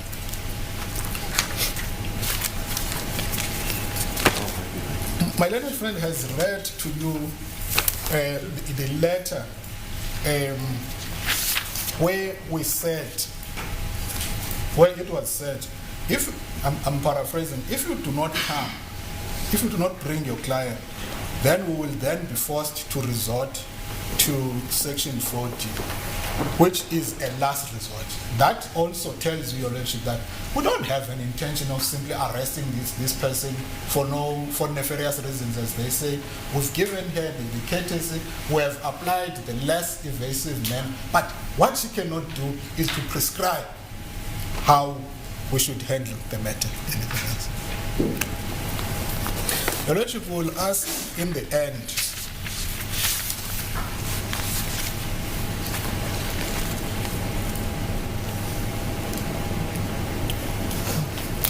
by the way, insofar as the balance of convenience, nothing is said in the founding affidavit at all. So that too has not been established. The applicant basically she says her right to dignity, her right to freedom of movement, those are the rights that I will deal with the right to dignity and good reputation as they put it now. The freedom of person is not unduly interfered with by the process of her presenting herself in court and then being taken to... So I don't think you even have to address me on that. Yeah. Fine, that is what you want. You don't have to. As a court places election. The dignity, because of the media that has reported widely on this, any dignity that she has is not going to be repaired by her not being called upon to court. The media has already, in fact, there will always be those suspicions, even if we were not to prosecute her. So if there was any reputation, there was a reputation, I accept. She has got a reputation, but that reputation has been damaged already by the media. There's nothing to protect.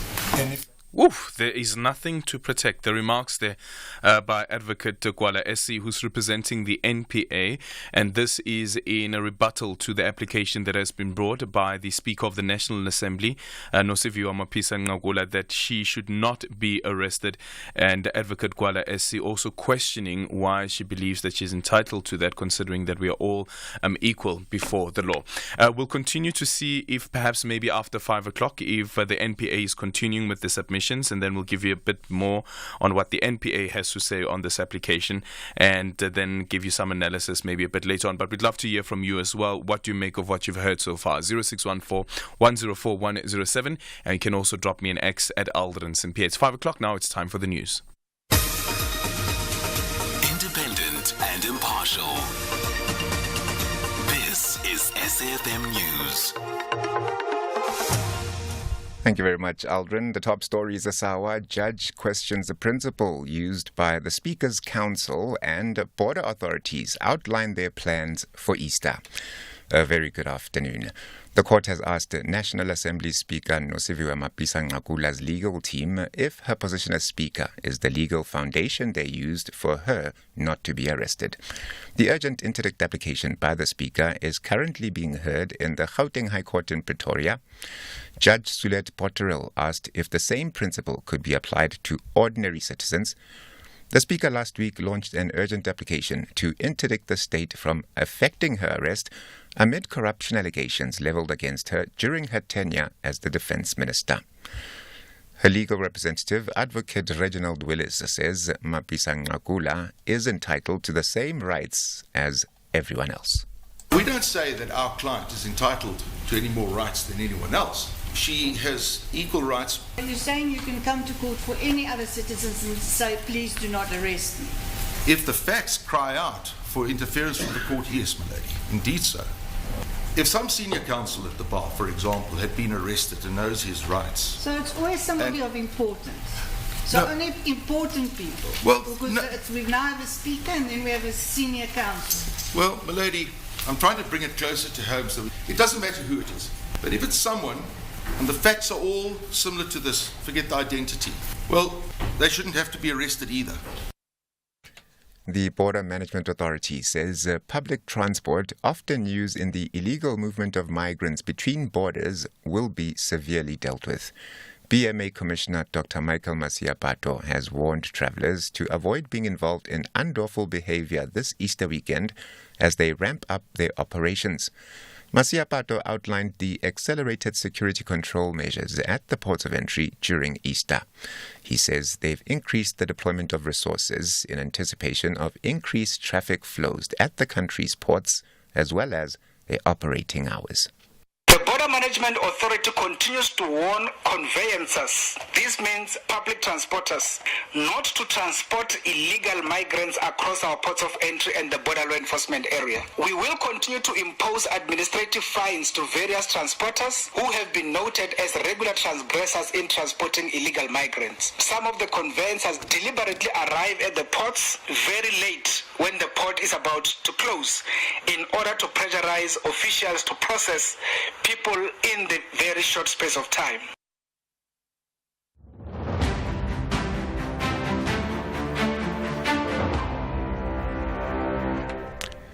Looking at election news now, DA leader John Steenhuisen says new members who have recently joined the party will be held to the same standards of accountability as other members. Last year, the DA opened its candidate selection process to applicants who are not party members, but persons who shared the party's values and would represent the party provincially and nationally. Steenhuisen was speaking at a DA briefing in Bruma today, where the party unveiled its national and provincial list. Every single municipal caucus, every single legislature caucus, and certainly the National Assembly caucus have an agreed set of caucus rules and regulations against which all candidates agree to be bound and to uphold. And when those caucus rules are breached, there are disciplinary processes that follow. This is essential in order to keep your caucus moving in the right direction. The Senzo Meyiwa murder trial has adjourned until the 15th of April at the High Court in Pretoria due to the court's Easter recess. Today, e-Natus expert Christopher Mutlou wrapped up his testimony. 5 men are on trial for the murder of the Bafana Bafana captain who was shot and killed in 2014. While the state was ready to recall the ballistics expert Chris Mangena and proceed until Thursday, Judge Ratamo Kgwatleng granted the postponement so that the defense can prepare for the cross-examination. And Malawi has declared a state of disaster over a severe drought that is affecting most of the country. Large swathes of southern Africa are now on the brink of a hunger crisis. The BBC's Shingai Nyoga has more. Malawi is the latest country in the region to confirm that its food supply has been crippled by severe drought. It comes less than a month after Zambia declared a state of emergency. Neighbouring Zimbabwe has also seen much of its crop destroyed. Malawian President Lazarus Chakwera said close to 2 million households that live off the land are at risk of hunger after drought struck 23 of the country's 28 districts, affecting about 45% of the national crop. He appealed for 600,000 tons of maize, the country's staple food, in aid. The top story at 5 o'clock, the court has asked the National Assembly Speaker Nosiviwe Mapisa Zingakula's legal team if her position as a speaker is the legal foundation they used for her not to be arrested. Headlines at 5:30 for SAFM News. Kemudupi Makhalemele. And coming up in your sports this hour, Elvis allowed to leave jail after paying bail and Saints extremely happy to win Aussie GP after appendix surgery. More details at 5:30. SAFM, guiding you through the rush hour traffic. The N3 northbound in Bedfordview is a stationary vehicle on the link to the N12 east at Giluli's interchange. The N1 southbound in Midrand has a crash just before Allendale Road exit. All lanes are open. In Pretoria, the N1 northbound is slow moving towards Hartsfontein Road, and Solomon Mklangwa Drive eastbound has a crash reported at Disselboom Avenue. That's causing delays. In KZN, the N3 westbound has a stationary vehicle after Pavilion Shopping Centre exit. The M7 westbound is queuing at Bel Air Wakesley Road Junction, and Bel Air Road has roadworks with traffic restrictions near the Chief Albert Lutulia Hospital. In Cape Town, Mike Pina Boulevard northbound in Parow is slow moving. That's towards Frans Conradi Drive. Bakencrest Street outbound in the CBD is slow moving towards the elevated freeway. The N2 outbound is slow moving towards Bunga Avenue, and the N1 outbound is slow moving towards Kuberg Interchange. With your traffic update, I'm Irma G. Good afternoon. This is your captain speaking with just a little flight information. We're flying at an altitude of 37,000 feet and our airspeed is 400 miles an hour. Ladies and gentlemen, welcome to BTH Airline. I'm your co-pilot, Aldrin Sampear, and I'm with you from 3 to 6, flying you through the turbulent airwaves. But the landing will be smooth.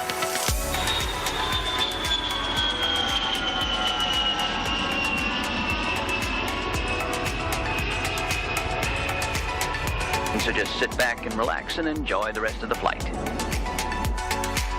This is Aldrin Sampear on Beyond the Headline.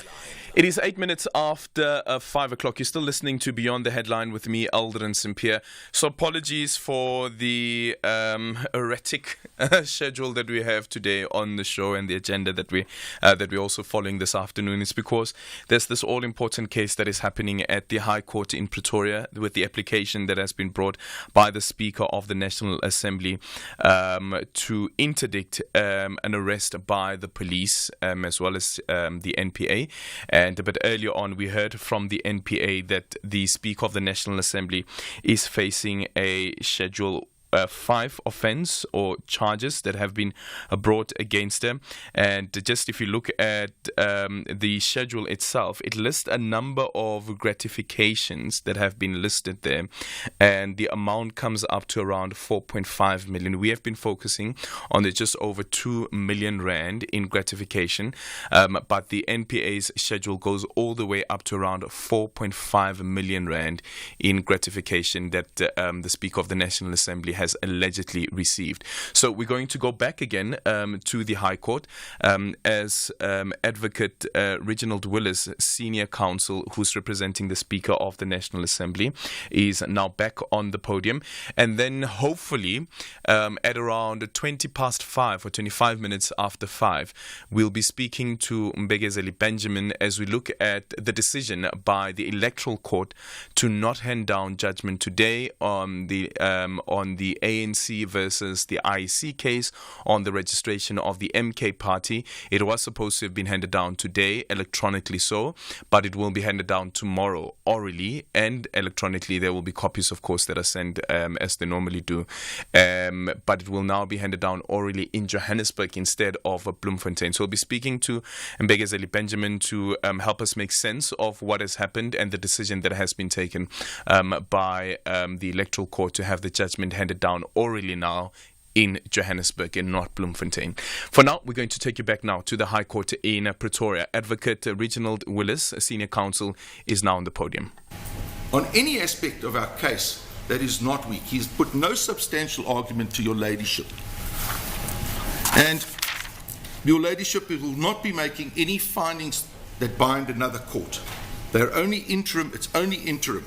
That's why, my lady, they'd have no right of appeal, automatic right of appeal. Well, no, they have no claim to leave to appeal because it would be interim unless, of course, it is of final effect. Same for you, then, I would assume. Well, no, if we lose, it is of final effect. We can go and appeal. We can apply for leave to appeal. But they can't do it, and that's why, my lady, my learned friend is entirely wrong. Now the court's bound by this. My lady, the outer case raised in paragraph 17, there's a fundamental difference. When you take an administrative decision of a state functionary on review, that is what you do. You take them on review.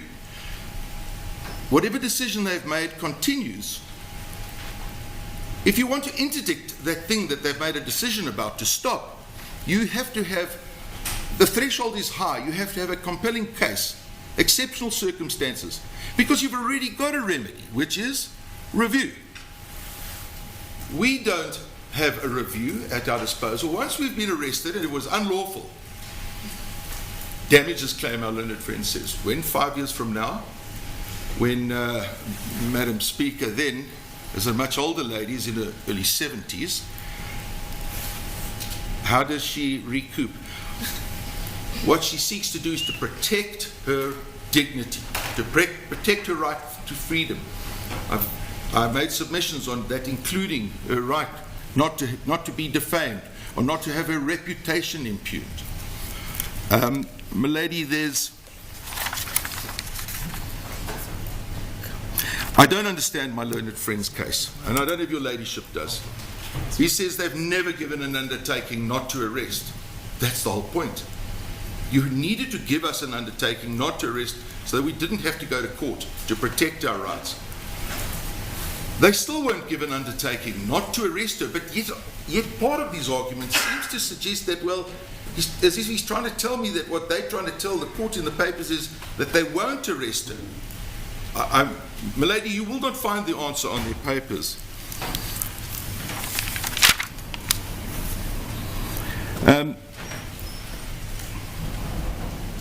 My lady, with respect, Mr. May picked up the telephone, had discussions with both functionaries, said I'm available in 2 weeks' time. He gave them the reason why he wasn't available. It wasn't even necessarily that obligation on him. He's quite right. In the meantime, of course, the Speaker is sitting waiting on her legal representative, of course, to make the arrangements. She's done nothing wrong, but she's the one who's got to be arrested. But Mr. May's done nothing wrong. It's them who've done everything wrong. They've been irrational, unreasonable. They haven't obeyed their own rules. It's all over our papers, milady.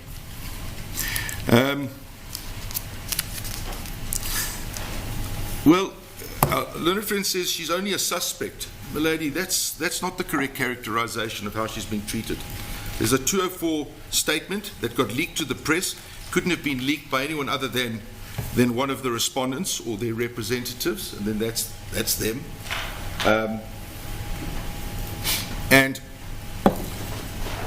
she is not just a suspect, she is accused in a 204 statement by someone else who's accused in something else. Your ladyship understands the mechanics of a 204 statement.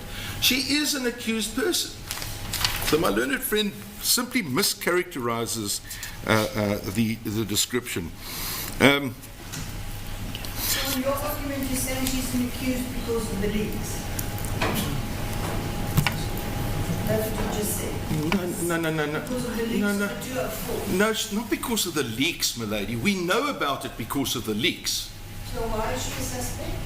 No, they say she's a suspect. Why is she an arrested person? Why is she an arrested person? As you argue. No, I didn't say she's an arrested person. What is she doing? She is effectively an accused individual. All she needs is the charge sheet. And in terms of what is she an accused? The 204 statement. But lady, this is all set out in the papers. That 204 statement is, we've put up that article. My lady, it's crucial. I don't know how your ladyship will deal with this, because when we leave here, my lady, we need some sort of protection. Your ladyship will no doubt reserve judgment, I suspect. And your ladyship would need to give us some sort of protection, of course, in all the circumstances of your ladyship standing down. We appreciate that. But, my lady, it's all set out in our papers. Lady, requesting the information in the docket, Mr. Kerr-Phillips made the submission that the triggering point effectively is when you finish the investigation, because there's no prejudice to you. And once I am an accused person and I'm going to be arraigned, put into a docket, even if it was by my cooperation, I'm entitled to the docket. Now, there's no authority that says I'm not. My learned friend didn't point you to any authority that says I'm not. But all the principles say, the fundamentals of what underpin our Constitution is that at the minute my constitutional rights are affected, imperiled, activated by something, I'm entitled to disclosure so that I can protect them. To say this matter is not urgent, my lady, we came. Your ladyship knows Luna Meebles. We looked at the exigencies. We truncated the time periods. We'd already tried not to rush to court in the first one. So we get criticized when we give them time from Friday morning until the 9th of March, allowing for the matter to ripen and everything to happen. They don't give us an undertaking. Then we're forced to come on to expedite the matter, or to anticipate our own relief on truncated periods, and we criticise for that too. You're damned if you do, you're damned if you don't when it comes to the National Prosecuting Authority, evidently. We gave them time, and they did put papers in. And we hear this morning, he says, well, we didn't say why we can't be at Tuesday. Because you're going to arrest us on any day now. Getting into your ladyship's court this morning at 10 o'clock, that was where we needed to be safe. Because we cannot keep living with the uncertainty. Our client cannot live with uncertainty. Will it be today? Will it be tomorrow? Because why didn't they tell us, Mr. May, we are not going to arrest your client. But if you don't come on Friday, we'll tell the magistrate, and then we'll have the magistrate issue a warrant for her arrest at that point in time. Well, I'll tell you what the problem is. They have all Mr. May's letters, and now there are applications, and they never would get a warrant. That's why they threatened us with Section 40, because they'll just arrest without a warrant. Continual threat, continual terror tactics. That's how they are treating the applicant, our client, and it has to stop, and she seeks an interdict, my lady. It is literally as simple as that. My lady, of course, we seek that if you find for the applicant and you grant her her interim relief, you have two options really on costs, and that is either to reserve the costs for another court or to grant us those costs, my lady. We leave that in your ladyship's discretion. My lady, my learned friend did not indicate whether they have brought the docket and state brief to court.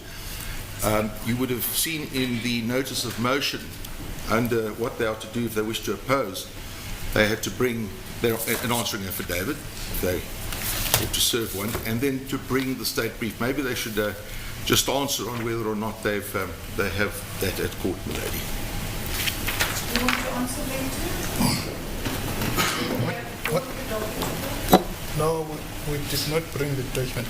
Why is it in the papers that we lady? For that we should bring the document?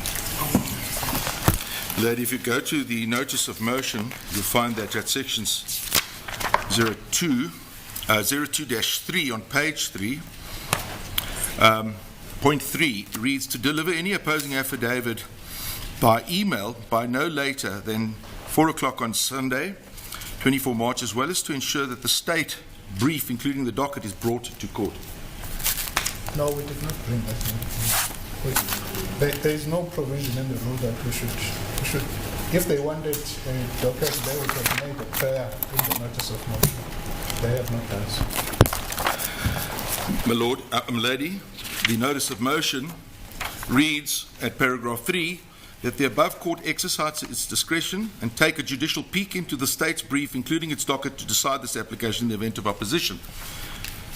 My lady, on these papers.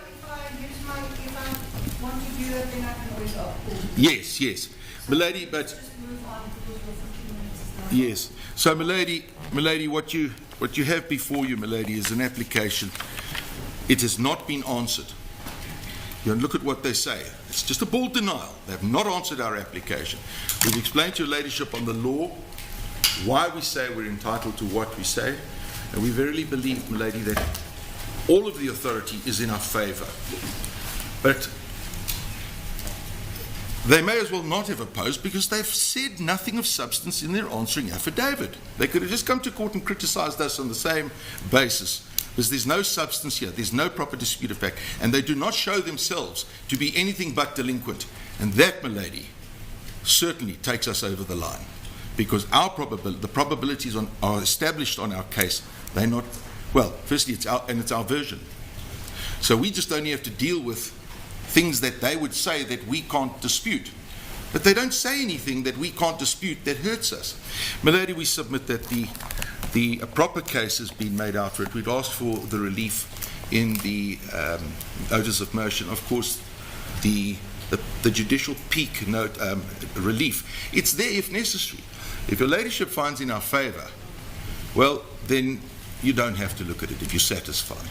But if you have doubts, you would take a peek into the docket and say, well, let me make sure that I'm not making myself party to what these people are up to. My lady, that's our argument. I don't think Jason.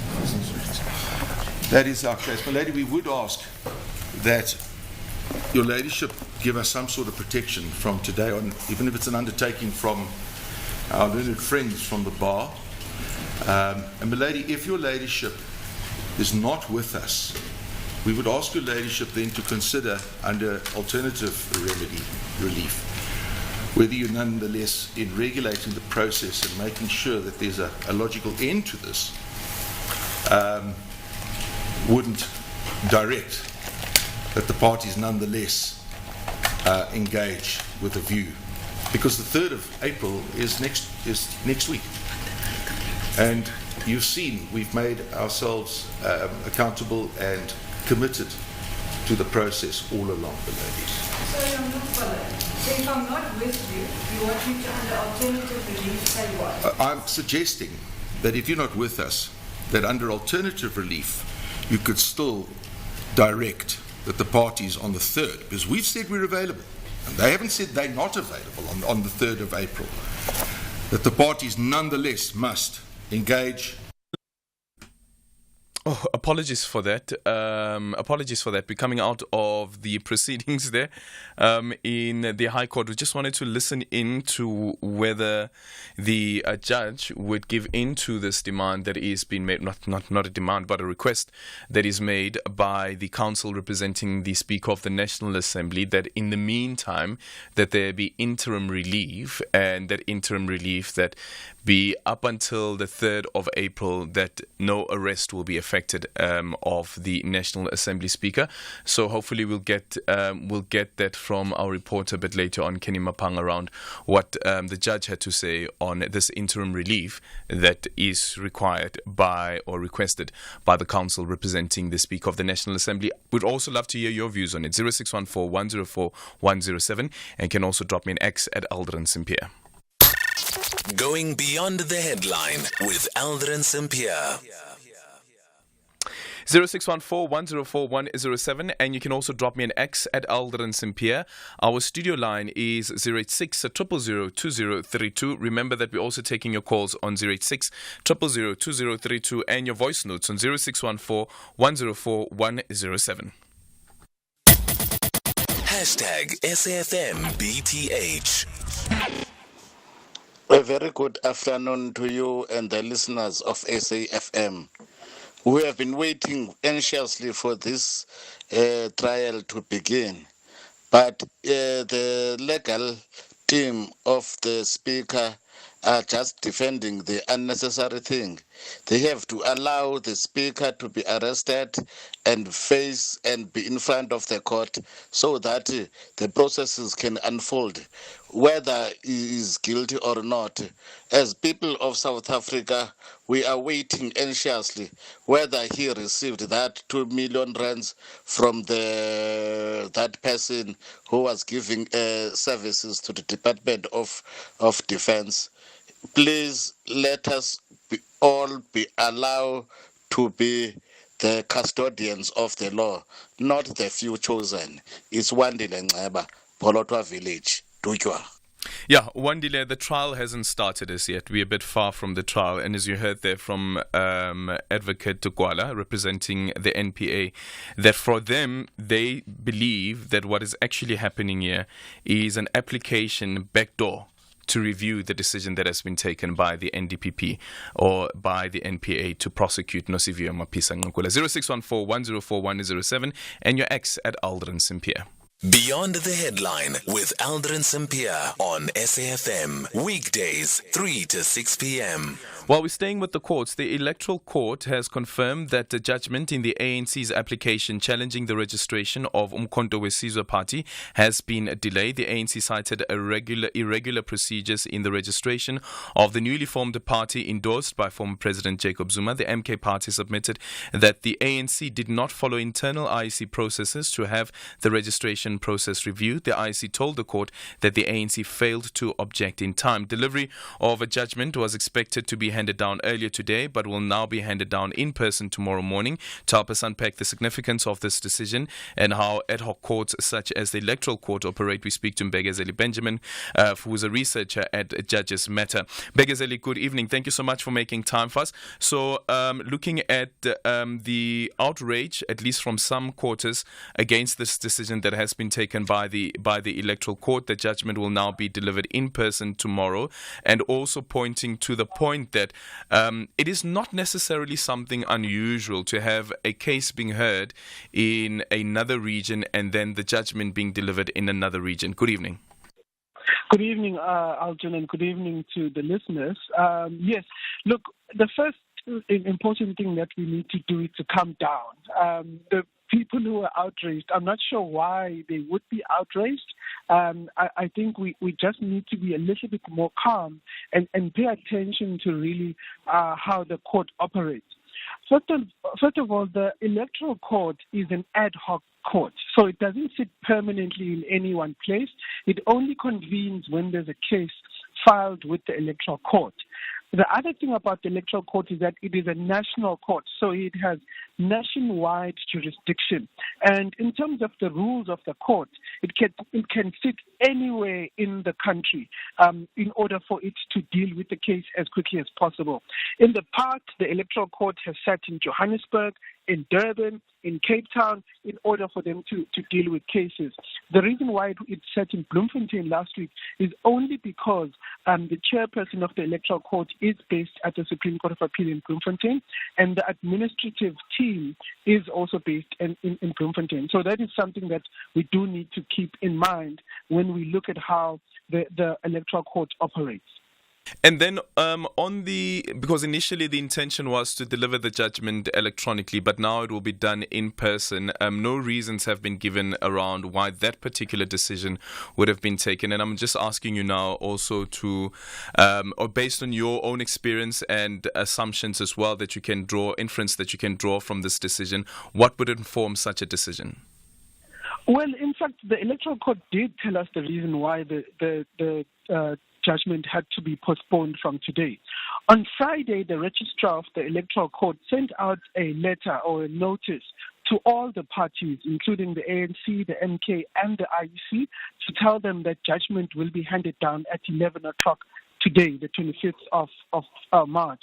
But during the weekend, it happened that, we don't know what happened over the weekend, but today we heard from the same registrar of the Electoral Court that they couldn't proceed with handing down the judgment because of last-minute changes. That is the words that she used in her email, that there were last-minute changes that had to be made.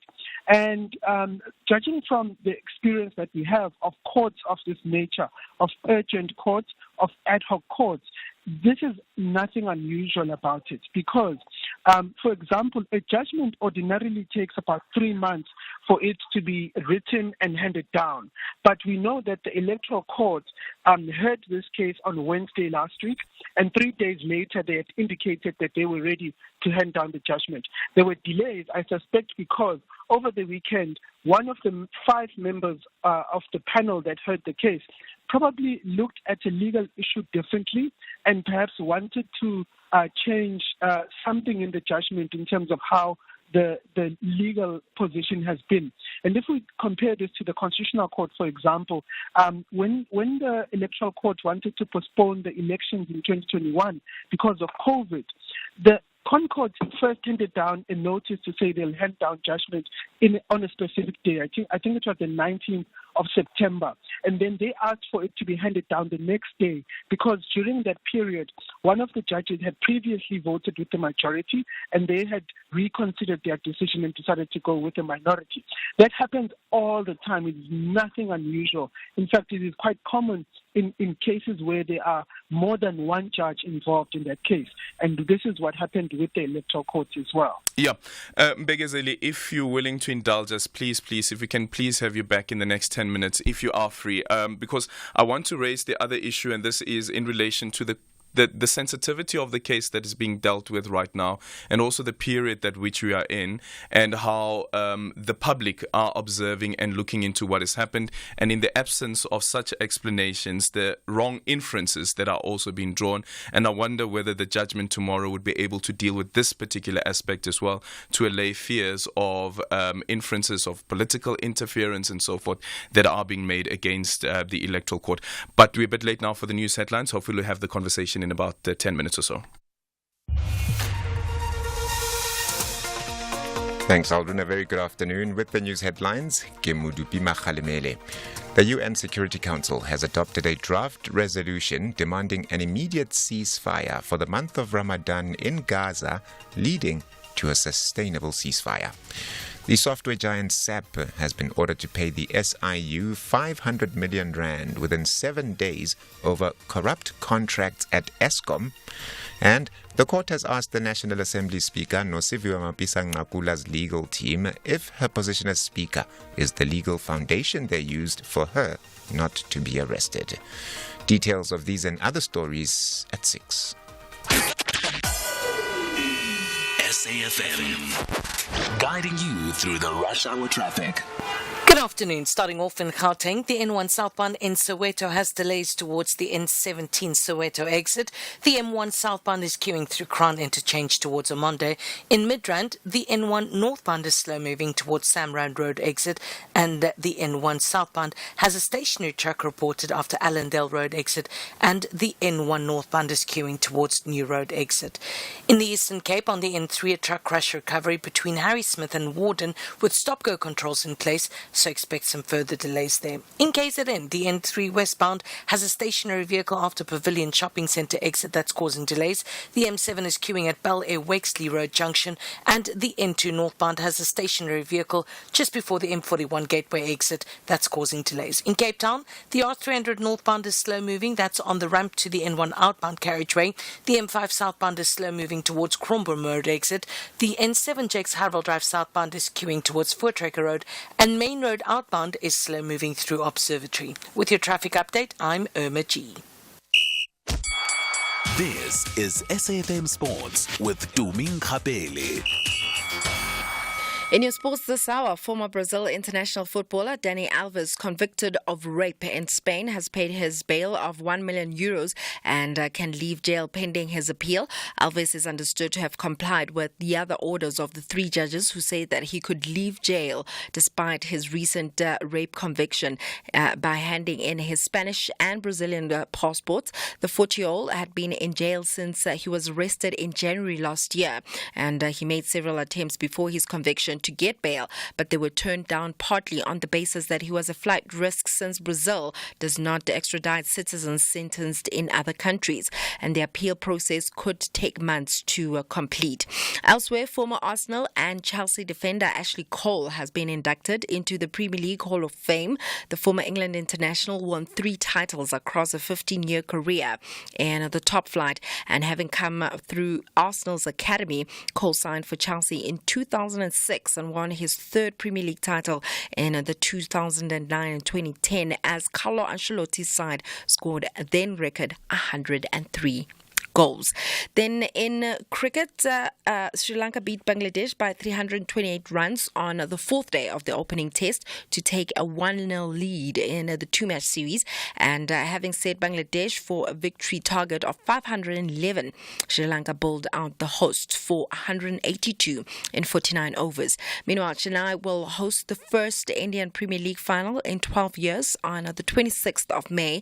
Chennai will also host the second qualifier on the 24th of May, or the first qualifier of the 21st of May to take place at Ahmedabad. Then the second part of the IPL schedule will begin on the 8th of April. In motorsports, Ferrari driver Carlos Sainz he says that hard work pays off after winning the Australian Grand Prix just 2 weeks after having an appendix surgery. Sainz returned at Albert Park to post his 3rd Formula One career race win in a 1-2 with teammate Charles Leclerc. Yeah, I can just tell you I'm extremely happy, not only because of these last 2 weeks, but because of how difficult this year it's been so far. You know, as I said on the radio, a bit of a roller coaster. You start the year with the bad news of the non-renewal and a bit thinking, okay, what's next in my life? And then you prepare yourself, you go training, you do your winter testing, you arrive to the first race, and boom, a good podium that sets the season going, gets the season going, and then suddenly the appendix, the unknown of when am I going to be back, am I going to be back in full form, how long it's going to take me to get back up to speed and confident, and then suddenly you come back and win. Yeah, it just shows how beautiful is life in that sense. You know, what a roller coaster, but life is good sometimes. On that note, it's a wrap from my side for SAFM Sport. Ke nna Tumeng Kapele, Modimo. Here, there, and everywhere. SAFM 104.6 FM in Tshwane. Economic news on SAFM. Facts and figures you can count on. And it's time for MoneyWeb Market Update with Jimmy Moyaha. Jimmy, good evening. Welcome to the show. Tell us about financing your first car. Do you still remember that? I do, Aldrin. Good evening, Aldrin. Good evening to me. Good evening to the listeners. I absolutely remember financing my first car because, one, it wasn't that long ago, but two, there were some big decisions that had to be made. I couldn't afford the deposit on the vehicle. I couldn't afford the residual or the balloon payment on the vehicle. And so navigating all of that is still very fresh in my young mind. And I think that's what a lot of people are going through, where we've seen this, and I've seen this on social media. I've had friends saying that on social media, people will then say, this is a copy of my sale and lease agreement or my sale agreement with the bank, and this is the interest rate they gave me. Why did they give me such a high interest rate? And there's so much that goes into it, understanding the risk behind it, understanding what you can do to plan for it, and we're definitely going to dig into that. That's kind of why we have Personal Finance Mondays, to hopefully unpack certain things that we can unpack, where we get in professionals to help us understand these things so that we make better decisions in future. I know I've got a younger sibling as well who's looking in that space, and it is what it is with family as well. Anyone looking to buy their first car would also then be looking at all these conditions and what comes with it. So we're going to dig into that for sure. We're also going to dig into the Advtech results. Advtech is a educational company, or a company that actually invest in private education. They're listed on the JSE, much like Curo and Stadio. They reported their full year results. We're going to take a look at that and speak to their outgoing CEO, Roy Douglas. This is the last set of results. The new CEO came in effective the start of this month, so this is the last set of results from the old CEO. We're also going to dig into financial results from MTN. The MTN Group has reported their full year results as a group. We know that in the past they sort of provide MTN Rwanda, MTN Ghana, MTN Nigeria separate updates, but this is a consolidation of that, and we're going to speak to the Group Chief Financial Officer around that. And then we've got a conversation with Mesh Trade. There's been interesting developments in the technological space, or the tokenization space. They've tokenized Africa's first corporate bond. We're going to look into that and try and unpack what that means for the future of finance, the future of investing in South Africa and around the world. We know that companies like BlackRock and JP Morgan have been very vocal about the fact that between now and 2030, tokenization of assets is going to be such a focal point in reshaping financial services and investments. So it's interesting to see that we've already started down that road, and we're going to continue down that road. But before we get to that, the markets have been moving today. It's been a good day, a good start to the week for some of our counters, especially on the equity side. Not such a good day for some offshore equities, and let's start there. Australia was up about 0.5% in day's trade, while Hong Kong and Tokyo were both in the red. Tokyo down more than 1% there. France up about 0.1%. The DAX in Germany up about 0.25%, but US markets are in the red at the moment, with the Nasdaq down about 0.15%, S&P down 0.2%, and the Dow down 0.33%. That might have something to do with the performance of the US dollar at the moment. The US dollar is a little weaker against all of its counterparts. It's weaker against the rand, and it is weaker against the euro and against the pound, but it is stronger against the Japanese yen following that interest rate decision from the Japanese yen, or from the Bank of Japan rather, last week. If we look at the rand's performance against the dollar, as I said, strengthening there, 18.91, sitting at 23.90 rand against the pound and 20 rand and 49 cents against the euro. On the commodity side of it, gold looking towards that $2,200 level, sitting at $21.75 an ounce there. Brent crude $86.81 a barrel, up 1.6%. Not good for petrol prices coming out in April. I suspect we might see an increase there. Platinum and palladium both in the green as well, more than 2% on each side there. If we look at the local equities, as I said, having a good day, finishing kind of flat on the top 40, up 0.01%, but resources up 1/3%, with industrials up 1/4%, but financials down 0.5%. If we look at some of the big movers on the day, we see the likes of Transaction Capital up 6.5%, Sasfin up 5.6%. They still have that pending case against SARS that they're going through there. Cash Builders up 4.5%. The likes of Stadio up 3.8%. Telkom having a good day, up 3.1% there, and Anglo Gold also up up 2.7%. But there were some guys that didn't have such a good day. The likes of AdCorp down about 9.5%, quite significant there. Renogen and ARK Invest both down 4%. RCL Foods down almost 4%, 3.9% in that respect. The likes of Brait, the owners of Virgin Active, down 2.9 or 3% there. Dischem down 2.6%. Northam down 2.3%. Remgro down 2.3%. So some of the companies not having the strongest start to the week. We've got MPC coming out this week. We're going to dig into that as well when we come back just after 6 p.m. So there's a couple of things that we're looking forward to this week. But you'll have to tune in at 6 o'clock to find out. For now, Aldrin, back to you and the team. Thank you so much. Jimmy Moya is back again just after 6 o'clock. We're taking your voice notes on 0614-104107. And you can also drop me an X at Aldrin Sampear. Our studio line is 086-000-2032. When we come back, we conclude the conversation with Mbegezeli Benjamin, who's a researcher at Judges Matter, as we look at the decision by the Electoral Court to hand down judgment tomorrow instead of today, as some were expecting, or it was expected actually, because that's the communication and the notice that were given to the litigants that the matter will be handed down electronically, and now it will be done in person tomorrow in Johannesburg. 0614-104-107, and you can also drop me an X at Aldrin Sampear. Imagine a society where women and children could walk in the streets without the recurring fear of safety. Imagine a society where respect characterized our social interactions.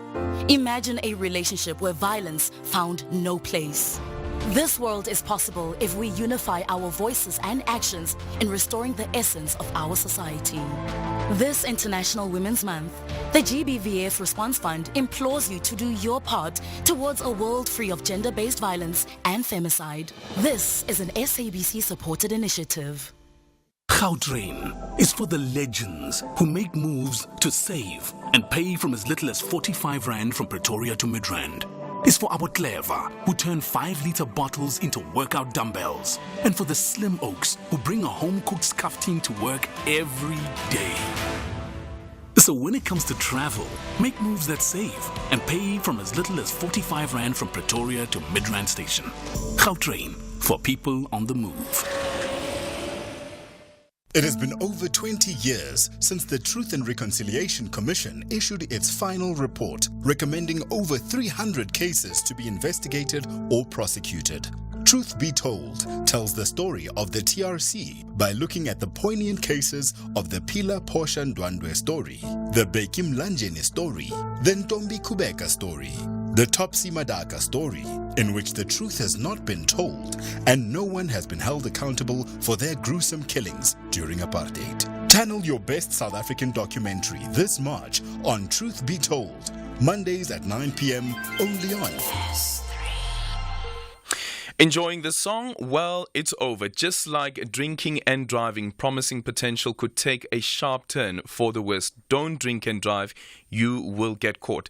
Make a better choice. Just don't do it. A message brought to you by aware.org and the Road Traffic Management Corporation, RTMC.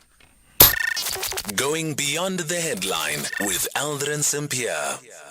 Okay, concluding the conversation that we started just before we went to the news headlines with Mbegezeli Benjamin, who's a researcher at Judges Matter, said a bit earlier on that the Electoral Court, which heard the application that was brought by the ANC against the IEC's decision to register the MK party, that matter was heard in Bloemfontein. Judgment will now be handed down tomorrow in Johannesburg. It was expected to have been handed down today electronically, but now it will be done in person.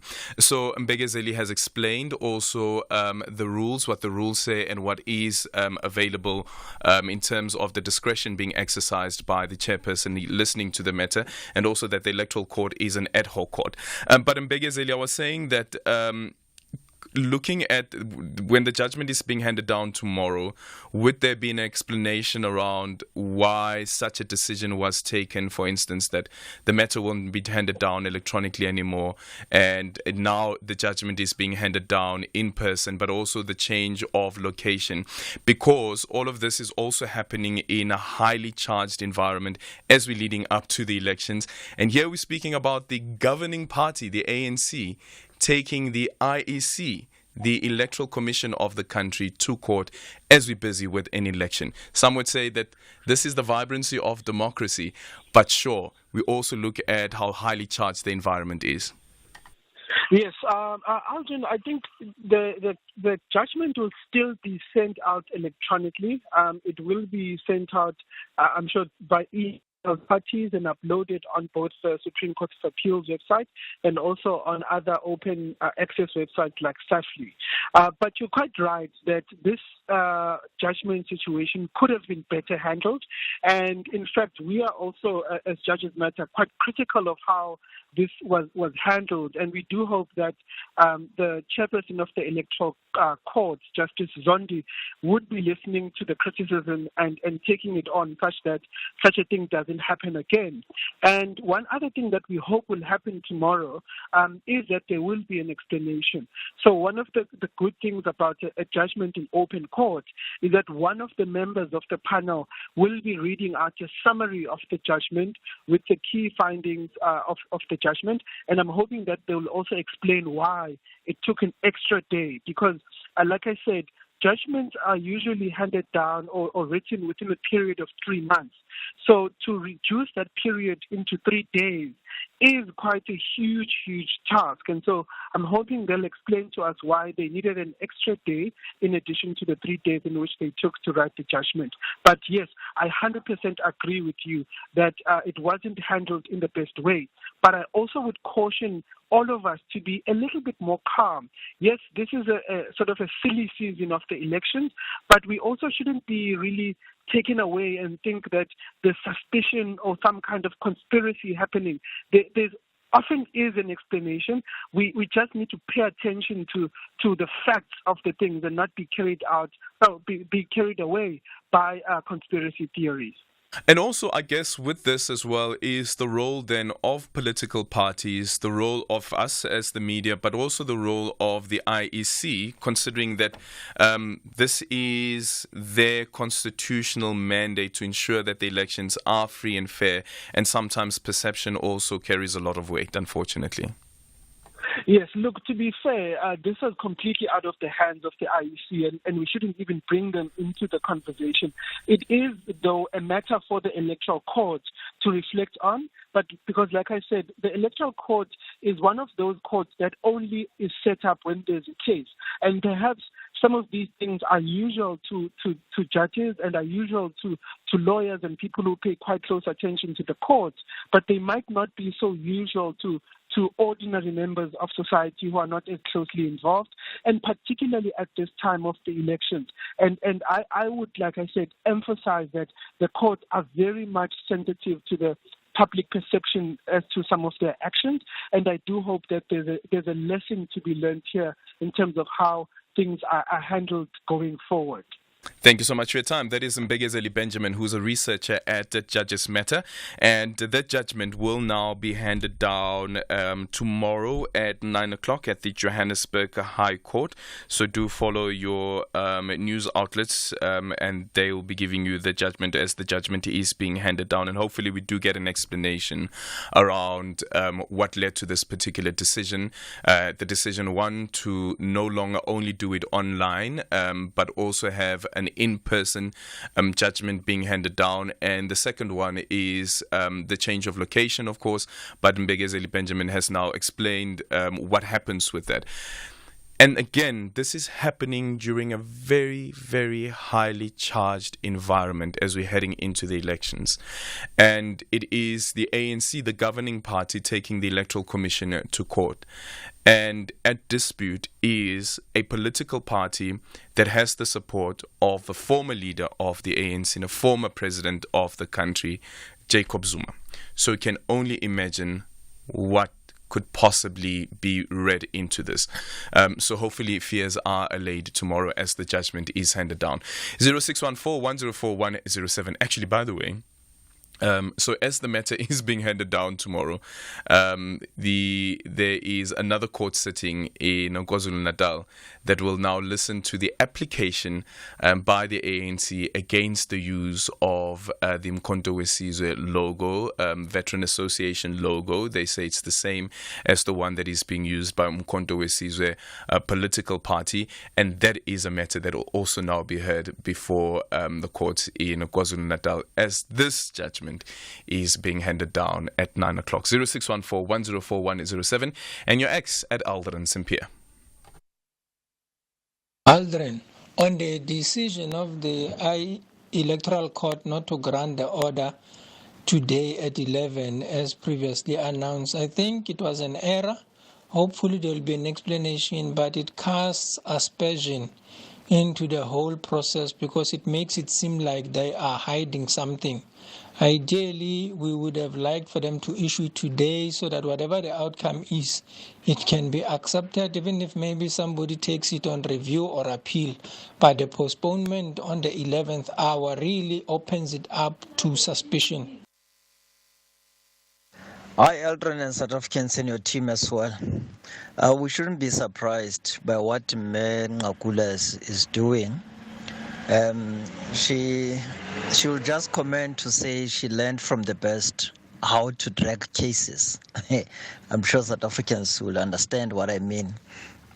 You know, she behaves like this goalkeeper. Who's this guy? Sundowns goalkeeper. You know, when they are leading, that guy knows how to delay, how to delay the game and so on, so that they end up winning. So she's doing the same thing, but she's not aware that even in the added time, a goal can be scored. So it will be better for her just to go to court and clear her name. Finish. Thank you, Eddie from Ondalstress. This is Aldrin Sampear on Beyond the Headline.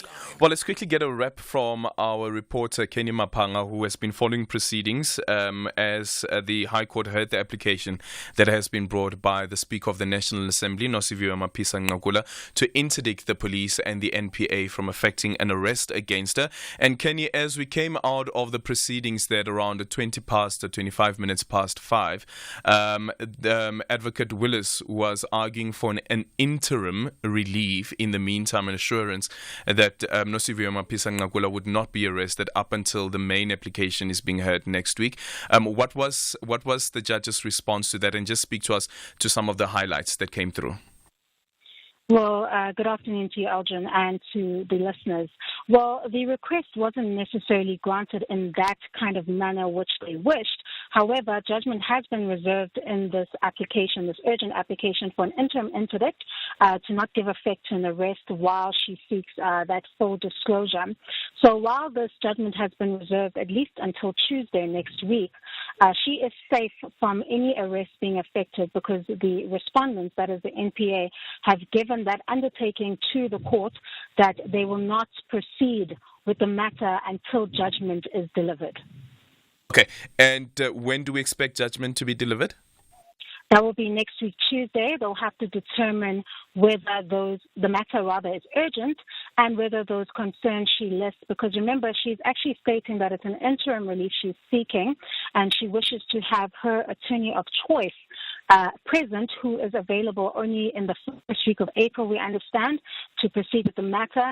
And then she's also seeking full disclosure, which is actually quite unprecedented in our criminal justice system.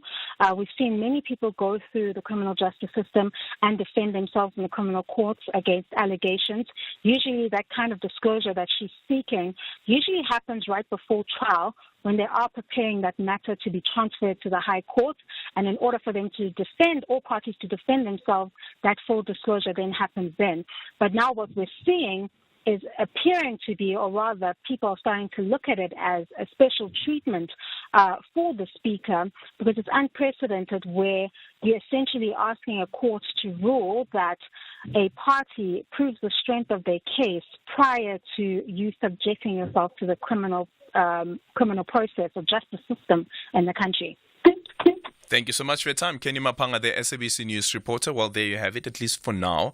The Speaker of the National Assembly, Nosiviwe Mapisa-Nqakula, will not be arrested. Well, that has brought us to the end of our voyage. Thank you so much for choosing Flight SAFM BTH 326 with me, Aldrin Sampear. Today we are playing out with, just waiting for the song to quickly pop up. But our parting shot today is from Nelson Mandela, who once said, to deny people their human rights is to challenge their very humanity. And Wandile is reading our credits this evening from Etujo. A very good evening, Aldrin. Let me take this opportunity to congratulate you as a dedicating this afternoon to the Pretoria High Court, getting the latest developments regarding the case of the Speaker. I also want to take my hat off for the past 2 hours, giving us the more information. In the past, we also said that the SAFM is the South Africa's news and information leader. Thank you very much. Thank you to you, Vusani. Thank you, Temba, Phineas, Kanya, Charles, the sport desk, and the streaming team for giving us this important information. Well done, guys. We love you.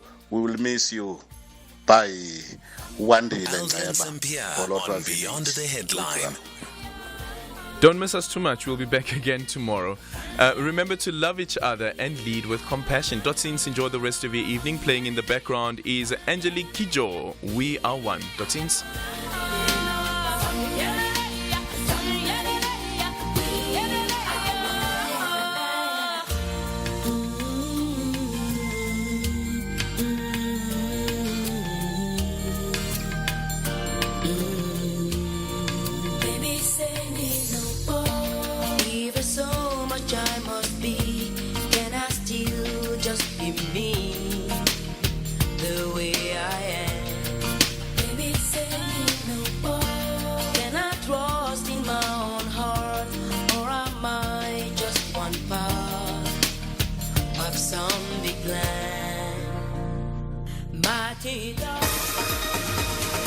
Independent and impartial.